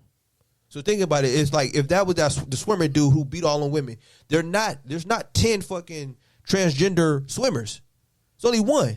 I mean, maybe we don't know. We haven't tapped the market yet. Maybe so. But I'm saying if that was the case, you would have seen some others been talked about. I think they should just like They should just have their own category, right? Because I feel like it's not fair. It's not fair. It is not fair. I'm not going to tell my 5-year-old that she can. We say they should have their category. What I'm saying is that it's not enough for them to have their own category. Yeah. I think. Yeah. But I'm saying so they can't. So right now, what they're doing is they can get into this because they say they that and they can play as that. But what happened is when so many people want to accept something because everybody don't want to look bad for what they doing, and to me, it's making everybody liars and fakes. So what happened is when you really don't appreciate it, or accept it and agree with it, you got to act like you do because you don't want to look crazy and seem like you fucked up for. I don't really agree with that, so you can't. So now you really concealing how you really feel about something. That makes the person crazy. I don't like that because now you really not being true. Now you don't really know how you feel, and you really may not even be my ally. So that's why to me I don't like that shit no more because it's corny. Because it's hard to mute yourself or not to be your authentic self in the world, I think. Let me tell you, like that country singer, they had caught him on camera. So he told us home when he said nigger, right? He didn't say nigger, he said nigga. And they was like, yeah, he had to apologize and gave money to the NAACP or whatever. But what happened was the way he said it, it's like what I see what everybody else who ain't black said. The way he said it, he told us, he said, hey man, take that nigga home. He was saying it like how we said, because you could tell he's somewhat trying to be a part of our culture because it's just a slang to say. And then and people may be mad at me for saying this, it's our fault. Oh, definitely. I think that's a word that should have been dead with. Crossed out. So when you still say it. But I'm saying, so it's like to me, it's like when you start cussing around a child and a child get to picking up the language, you can't say, "Hey, don't say that." When you have to take accountability for and yourself. say, like, look what you're teaching this child. So your behavior and the things you say is going to reflect on that child, and he's going to do the same thing that what he see you as teacher. And in this analogy, all the little white kids running around talking about shit every day, songs. What up, my nigga? Da, da, da, da. And now they like, I like the music. I like saying because it's part of the shit of the song that I'm hearing. I know more people that don't look like us that use that word than people who do. Yeah. So, but going back to matter at hand is that we don't need to accept every motherfucking thing because not everything needs to be accepted. Maybe not everything, but like there are some things. There are some things because I bet you that there were people who were having the same conversation when they were talking about black people being able to sit down at the counter. There had to be somebody like, do we really need to have them in our restaurants? Like, see, but we say that, but in me personal opinion, I feel like it's different. It is because our struggles are different. But I'm saying because it's like I don't hate them. You know what I'm saying? Where when they be like it's homophobia, no, okay, so what's blackophobia? You know what I'm saying? Like, you say I'm scared of them, but y'all ain't scared of us? Like, look how you treat us. So the thing is that you don't see, I know some people may die from being gay. I understand some people, but you're not targeted. You're not. Listen, but I'm saying like this. There was never a sign to say, hey, straight only, trans only, or gay only. Not you can't yet. drink from this Not yet. The country is young. We are still capable of being that fucked up. No, we right now, we on the progress of having fucking gender neutral bathrooms. We ain't going that way no more. But I'm saying it was a black or color fountain and a white fountain. Black restaurants, white restaurants. Even if they was gay, they can act like they wasn't and pass and sit down at the counter. They can do that. I mean, that's more of us comparing our struggles, though, and I feel like that's where we start fucking up because our struggle may have been longer. We're affected by it because we have relations that had to deal with it at the end of the day. But what we don't know is what this gay man goes through every day.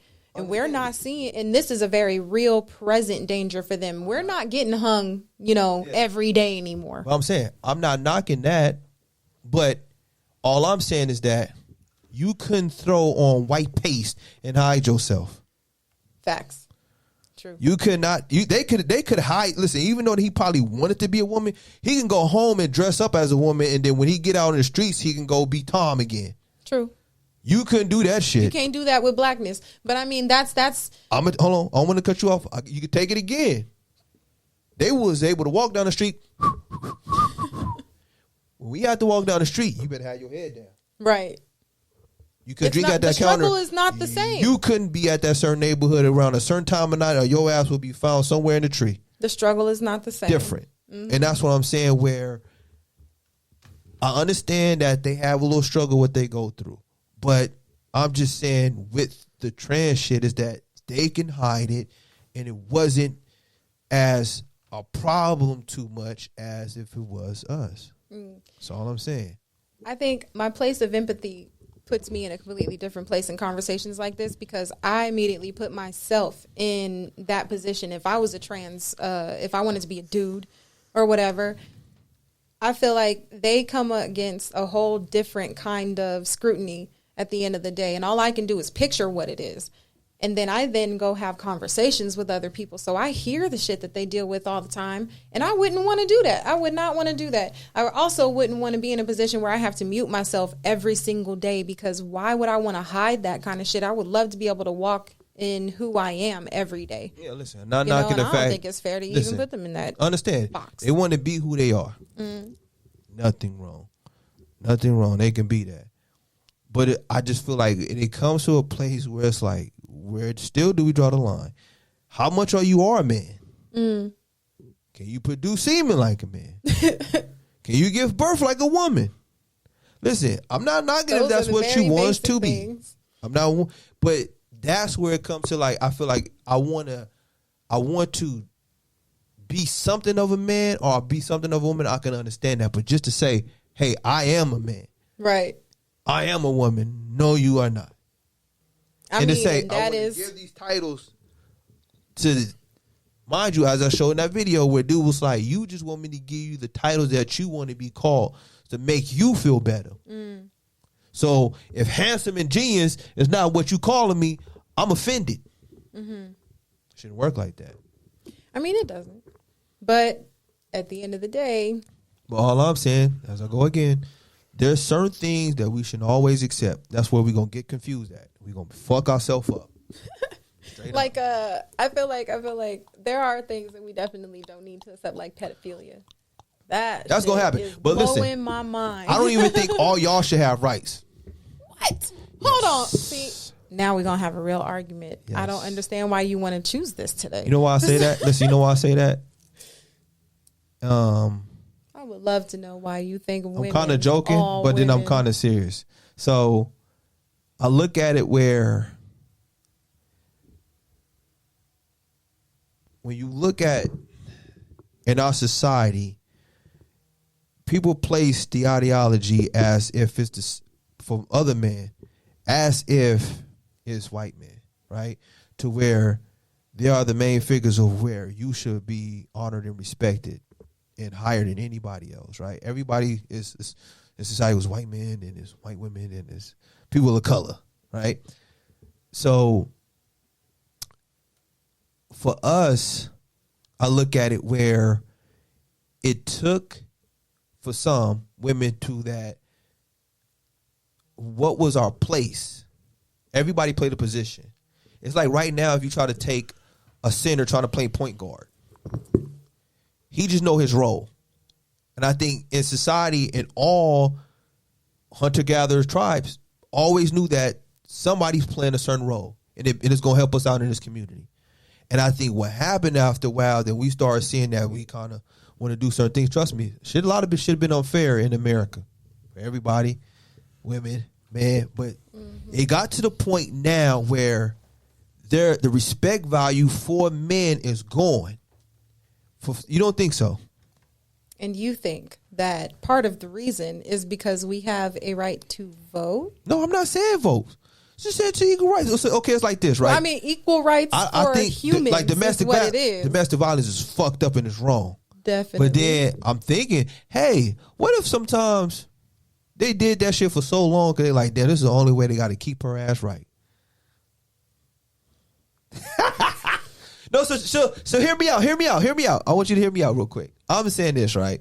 So, so I'm saying this. So listen. So say this, right?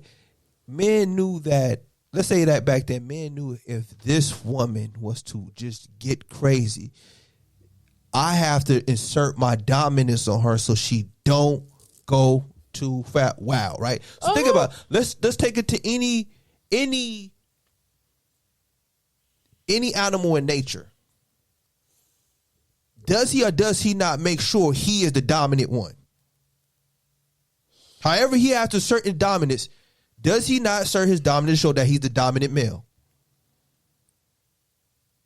I think you want to say yes. I'm just asking. I'm just asking. For the sake of argument, we will say yes, because I'm trying to see where you going. Okay, all I'm saying is I'm not saying they need to beat the shit out of women. I'm not saying that. I'm just saying, what if the reason why they did that in some societies is because the fact of I want to make sure that I keep that wow energy of just being disrespectful or going crazy in order. Okay. So an unleashed woman is going to be wild and disrespectful, and that woman needs to be controlled, is what you're saying. I'm not saying that's what they need to be. I'm just saying that what if that would just happen? That's what why if that was why these other societies keep women in a certain place? Is that what you're saying? What if so? I'm not saying that's what they was doing. But what if that was the reason why? You know what I'm saying? Think about it, right? Society in most society always been dominated by male, right? I am going to attempt to explain to you. Okay. I'm just sit here and watch y'all talk. Go ahead. Go ahead. I'm just conversation between, you know what I'm saying, two, you know what I'm saying. Go ahead. On the couch. No, because you gotta make throw sure your the camera input good. in there. Yeah, your input is important. Yeah, I'm with my input. Yeah. Go You ahead. got a mic though. We gonna do 15 more minutes. The problem, I think,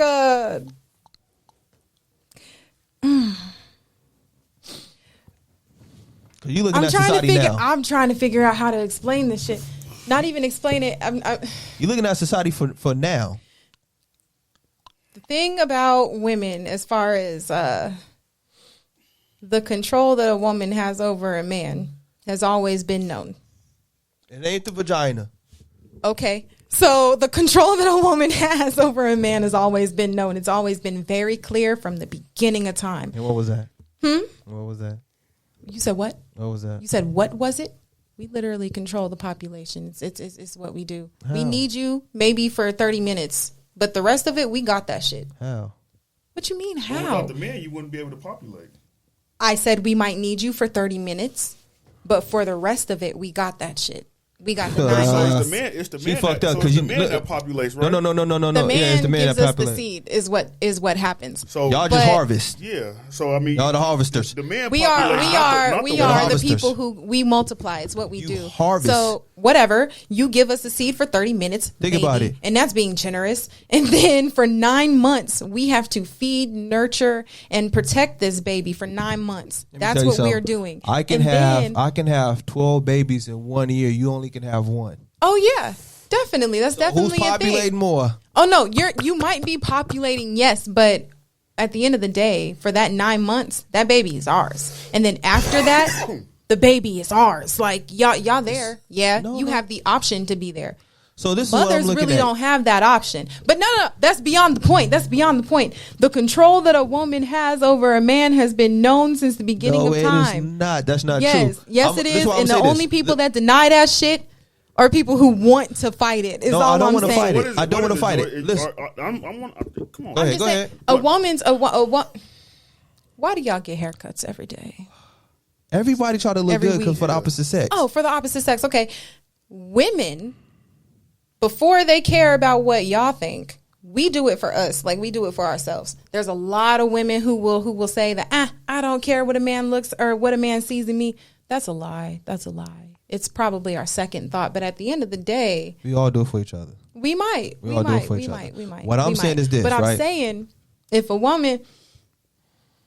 Okay, better example, because that one was going to get shot down anyway. No, it wasn't. Yes, it was. So Joy, if we're can I say this real quick before I let you speak? because I don't even want you to be able to say that shit. Listen. This is what I'm saying. Wait, Because you looking at. it's gonna get it's going Okay. to go beyond the point. Shh. No, it's not. I just want to say Yes, this real it quick. is, 'cause I just want to say this. you're gonna take it. I'm not. And you're gonna run with it, and then I'm gonna forget. Okay. I'm not. I want you to hold your thought. I just want you to hold your thought real quick. You're All right, I'm go saying ahead. is this.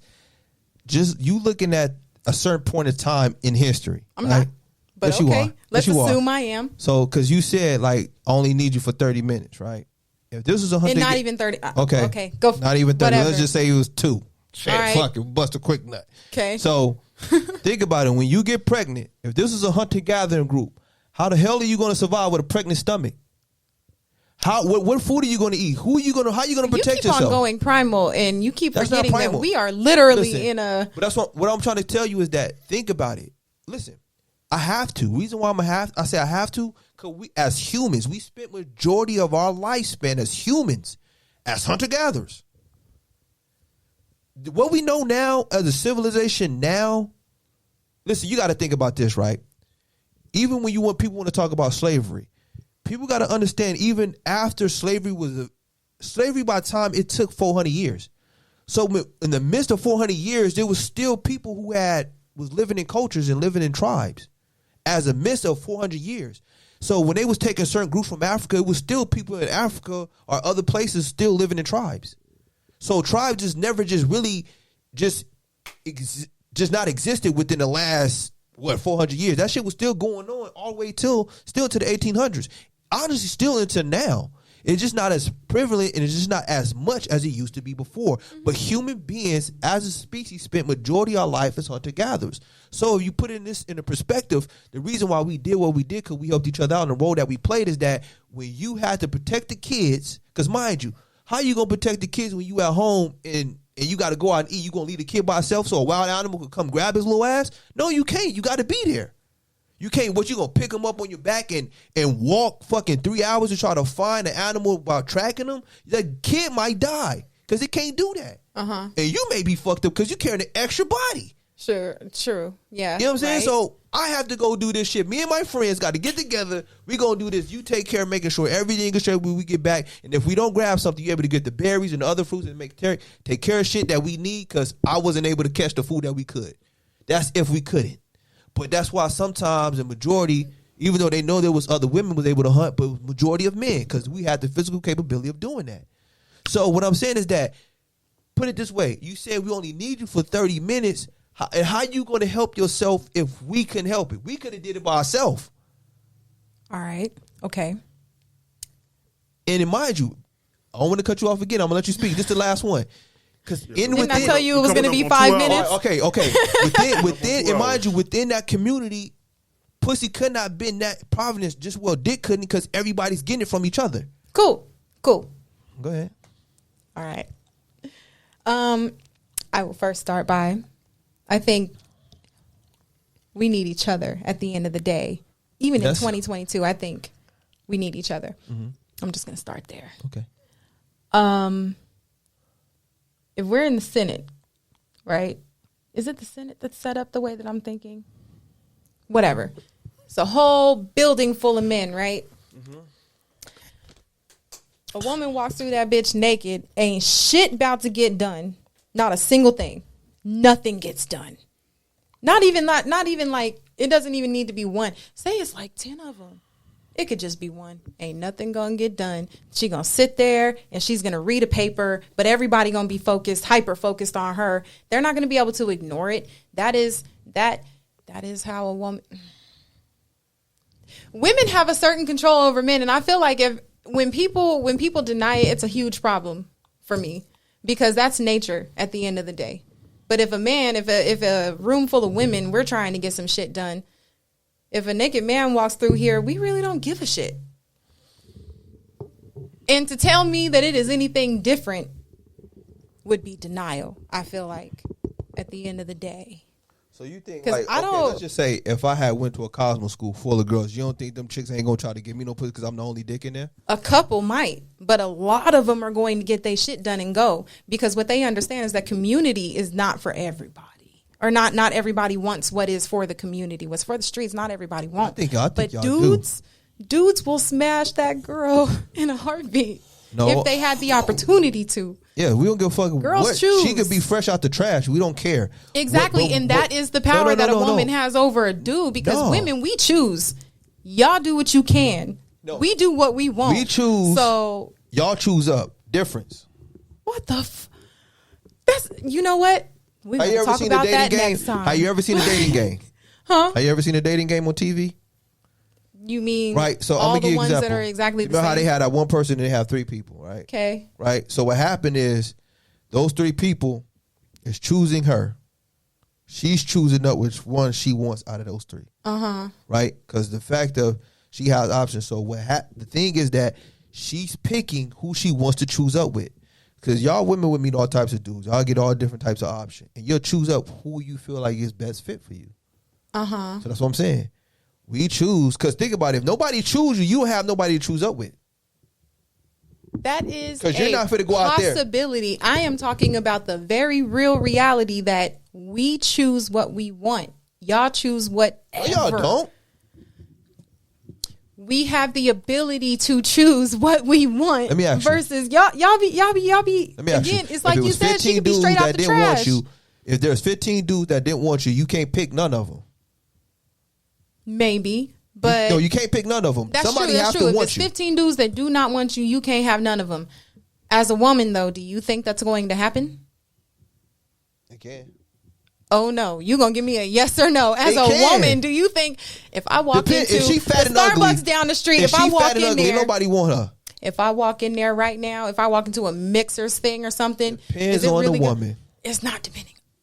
It's not depending on the woman because I've seen some of the most tore back, missing teeth, having smells like Swiss cheese. I've seen that girl with hella dudes behind her for multiple reasons. But then again, I'm just saying. Go ahead. I want you to go ahead and finish your thing. I know people want to hear it. Oh no, I don't want to finish that thought. I'm just saying.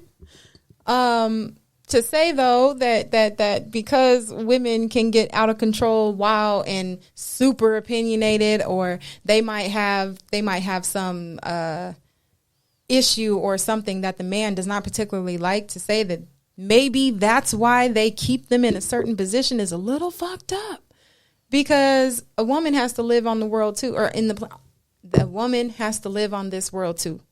Let me tell you something. I seen some on TV. Wait, because I'm still going. Go ahead. One of the rights that we fought for, or that women had to fight for, was the right to vote. Men used to say that because women don't pay taxes, they have no need to vote on certain tax laws. That's wild, because why would a woman not? In that time, women were still working. So women were still earning wages. Taxes were still coming out of their pockets, but we didn't have a right to vote on it. It affects us just the same. So it's like, I don't understand how, as a human, how women would not be entitled to certain human rights just because we might get a little unruly sometimes. And really, that has a lot more to do with the men at the end of the day, that you can't handle the shit that women put out there. If we can handle y'all, the equal respect would be that you handle us too, even in our crazy days. So all this shit that's happening for women is just now happening in recent times in history, right? Define recent. 10 years. 30, I'm just saying, okay, let's try hundreds 60. of years. Hundreds of years y'all been having fighting for equal what rights? was the suffrage movement? Well, I'm just saying, for 100 years it was equal rights. What year was it? I don't know. I can't even tell you. Got you. All I'm saying is this, right? Just think about it, right? For thousands of years, nobody gave 2 fucks about your opinion and what y'all need to get done. That is a problem. Because what it means is that the whole world is made for one species of human. What about the other species, though? And we make up the majority of the population. I'm trying to understand how it is. You're speaking like a feminist right now. No, that's not. No. I'm coming at you as a human. Almost at 10 billion. End of the day. Listen, we almost at 10 billion. Hey, Don, you didn't talk. It was good for me. Go ahead. Damn, I can't even talk. That's we wasn't even talking. Shit. We was just us 2 talking. I think you should watch Kevin Samuels. What is it? I'll watch it, but let me finish. I think you should watch Kevin Samuels. If you watch Kevin Samuels, you'll understand. Now, go ahead. This is a very touchy subject for a lot of people, obviously, and I say this because I feel like there's nothing wrong with the way you think, right? But there is some type of feminist traits there. Most people say that. But Kevin Samuels said something that was like super true. You know what I'm saying? He was like, you can't be a feminist in a third world country. Now, I don't know why that stood out so much to me. That, you know what I'm saying? But it does, right? So, like, your outlooks on certain things or the way women should be treated or the equalities that women should have would get you slaying somewhere else. Yeah. Right? It's only here where men don't get the respect that we deserve. But in other places where they're made to respect their men, it's different. Over here, you know what I'm saying? Dynamics is different. It's not the same. So I mean, you know, should women be as equal? Should women be equal as a man? I don't think so. I think the world already give y'all like a lot of road to travel on. You feel me? Like and this. Listen. No, Joy. Listen. Oh, I'm listening. Listen. Because I wish we could go back to like the 1960s. Shit. Where, That's wild. 1960s in America? Yeah. Where it was kind of like. No, and I say this because like we're a woman. I'm going to say this. Oh, you're going to get yourself in trouble already. You're already on it. Right? But where a woman knew her place as a woman.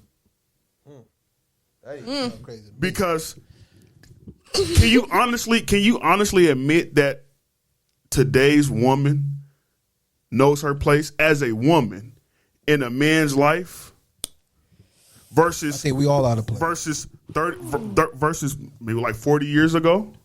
I just want to clear one thing up before I answer this question. Answer that question for me? I'm going to. I got you on that one. I don't come from a place of being a feminist. I think the problem with a lot of feminists, and I get myself in trouble with other people who relate to being a feminist all the time. I think that there's a lack of accountability on the feminists' argument for a lot of things. They don't take into consideration that there's a whole bunch of physical differences between a man and a woman, and if it's a whole bunch, it's a whole lot of shit. We can talk about that another time. I just wanted to clear that up. Okay. I do not think that gender roles are relevant in 2022. And in the 60s, you had a whole bunch of women who were sitting there in the kitchen, can't cook for shit, but she in there poisoning people. They could cook better than the women that can cook now. That you think they could.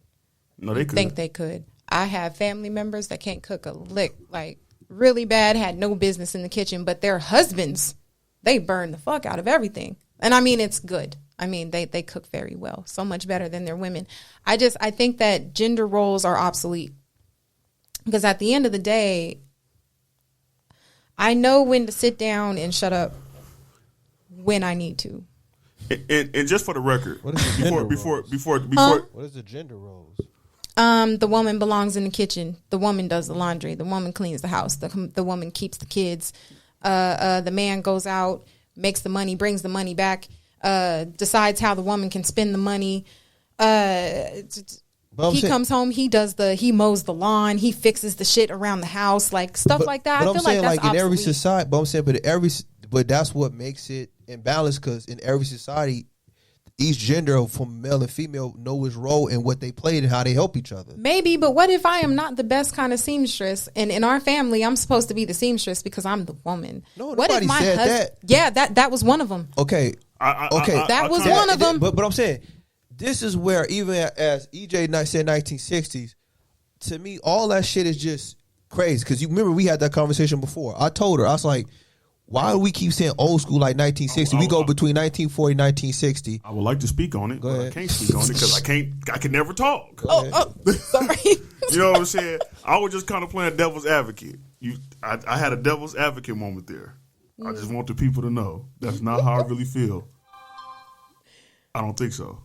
I'm just playing. But no, okay, go ahead, Don. I know you want to talk for the next 20 minutes. We are at 2 hours and 9 minutes, though. All right, we're gonna leave out of here. Okay. So all I'm saying is that let's just say, what was society like in 1980? I mean, 1880, 1860. You know what I'm saying? 1742. What I'm saying is like, so shit was just totally different. Mm-hmm. You know what I'm saying?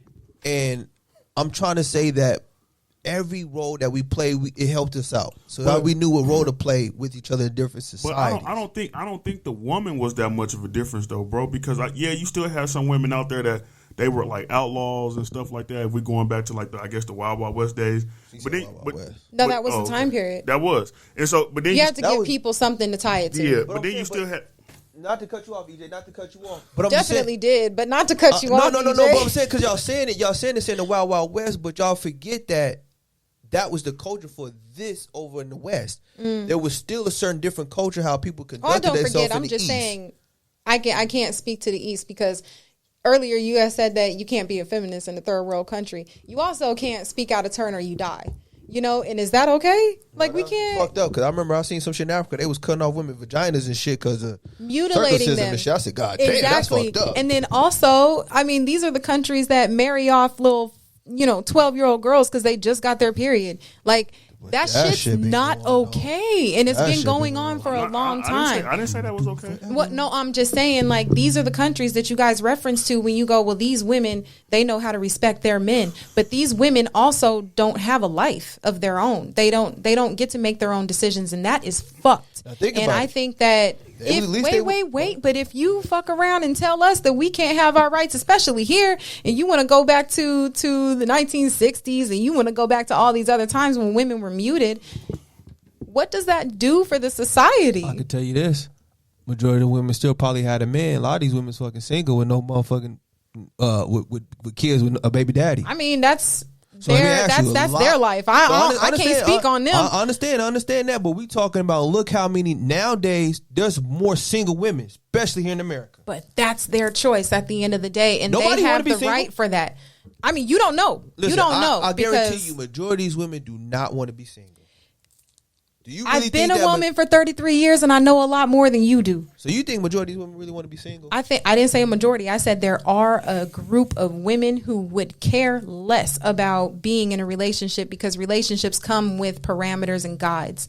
And we would have to, we are then put in another position where a man is like, you can't do this, you can't do that. And more women are okay with moving without the relationship and just getting what she wants at the time than being in a committed relationship with somebody who feels like they own them. No woman wants to feel like she's property. And that's what we see in these third world countries. So to tell us something like sit down and sew, sit back and hang out in this kitchen, have these babies, is telling us that we aren't capable of other things when we are. That's when women had their self-respect. No, I'm just playing. You want all the smoke today. So what I'm saying is, like, we say that and we hear some of that, but I'm looking at the broader spectrum that not every culture is doing that. You get what I'm saying? Like, I know, and not every culture is advancing either. I mean, it's just like, because yes, you have imperialism, so you have some people who are going to help out this country that they in to make it so financially better for the group of people. I'm just saying that we was to take this, if we was to want Earth back 700 years, not everybody was doing the same thing. Not everybody was probably treating that women how they was treating these women. In every culture, I could be wrong. Y'all can correct me. Our listeners can correct me.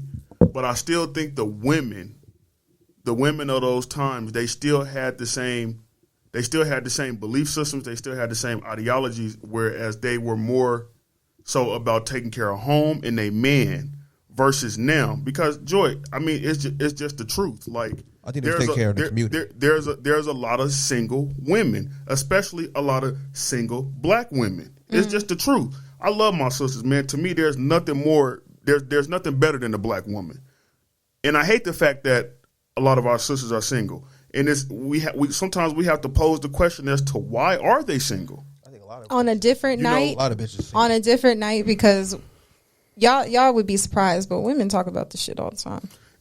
All the time. As far as the whys are very important. So on another night, I will be so happy to enlighten y'all, because it's not just y'all. It's not, their problem is not just men in general, and it's not just black men either. It has more to do with them, and y'all play a role too. But it's definitely not what y'all are thinking. I think I think, again, I'm going to go back to this. Here you go. I think the emergence of social media and everything else where women can get on and they can see other people's lifestyles and they want to imitate other people's lifestyles have and of course, like, you know, the music and stuff like that, independent woman and all this other type stuff has really made women think that they can do it all without a man.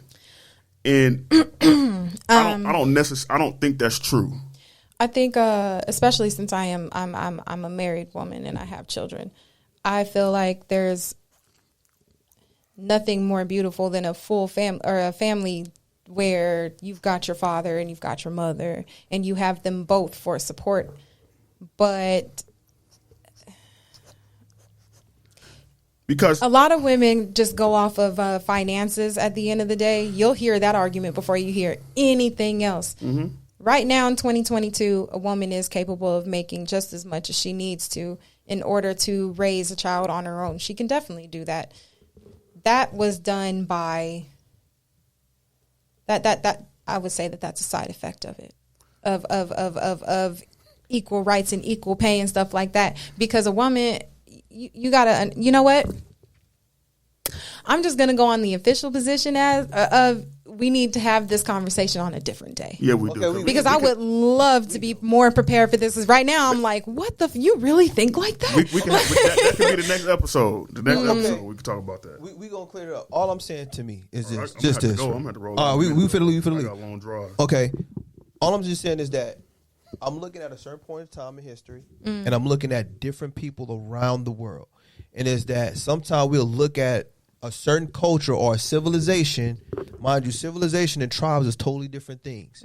So if somebody at one civilization is handling their women a certain way, that don't mean somebody in a certain tribe is dealing with women that way. All I'm saying is the family dynamic and how women play the role. When I don't say, when he said men attended to their men and to their kids, at one point in time in history, in a certain society, yes. But as a community of hunter-gatherers, they did something for the community in the tribe. Everybody played a part. You know what I'm saying? And what I'm saying, within that playing a part, we understood the roles that we play with each other. That's what I'm saying. So in the gender of a male and female, we played a role with each other by knowing how things need to function within the society. You know, that was then. You know what I'm saying? That don't mean that everything that they was doing, that from what we see or what we read from different cultures, that everybody else was doing. You get what I'm saying? I'm gonna just end with this, right? Women want all these. PJ was like, "Y'all need to shut up." Women want all these equal rights, such as men.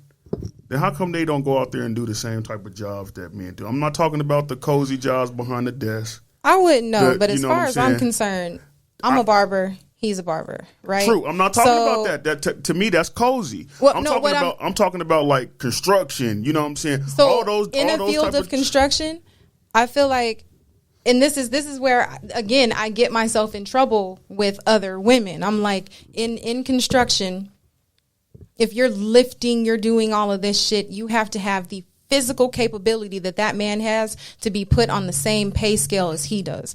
You know what I mean? I feel like your work speaks for itself. If you are able or to do the same shit that the man does, biologically speaking, go ahead and do that shit. If you're lifting 120 and he's lifting 120, okay, then you need to be making the same because you're doing the same work. But if you are not doing the same thing, going after that man, I should make more than you. What the fuck is the problem? How come I don't make as much as or more than you? Then something's wrong there. Like, my work is different than Don's work. Don's been a barber longer than me. So I'm not going to expect to be, I don't expect my pay scale or my price range to be the same as his price range, even if we're in the same field. But as soon as my education and my talent and my skill gets to that level, then it should be the same. And that's only because I've worked for that. You know what I mean? Mm-hmm. But if I'm not about to, I'm not about to sit there and lift 120. I'm really just talking shit. I know. Okay. Yeah, we all. Some people will be like, no, they not. Lots of people are going to be mad about the last 45 minutes of this conversation. Yeah, shout out to the women. Don't be mad. Shut up. Listen, I'm not saying. All I want to say, and let me clear it up. I'm not saying men need to beat the shit out of women. Not saying that. You always go to that. No, because remember that's what kind of had started all this. But I'm just saying, like, you know, what if they was doing that for that particular reason? I don't think. Oh yeah, that is how it started. I don't condone domestic. I'm just saying, what if that was just the case? If that's why they probably was doing it. I don't know. So I'm just talking shit. Then to answer that question, I still think it would be fucked up. All right, so we thank everybody for tuning into this episode of Intellectually Foolish, and we're gonna be out. Anybody got any good words to say on this good day? None. No, we good. Save it for the next one. We save it for the next one. We're gonna try to get more people in here, so more dudes, more women, so we could just have this whole good conversation about this shit. So we thank everybody for tuning in. And I hope y'all are able to download it from every platform that you hear this podcast on. Take a good listen. Like, subscribe, comment on YouTube when I post this video, whatever, blah, blah, blah. You know, when I end up posting everywhere else, share it. So we thank y'all for tuning in. We out. Peace. Peace.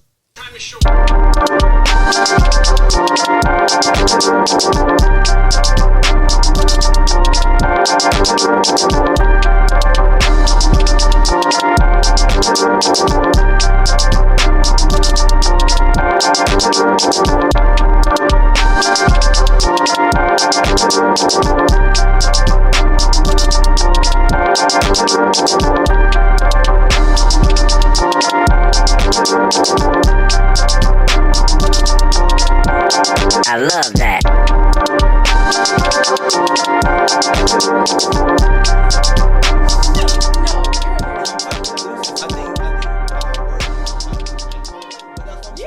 So I made you think of, listen, so the reason why I said it.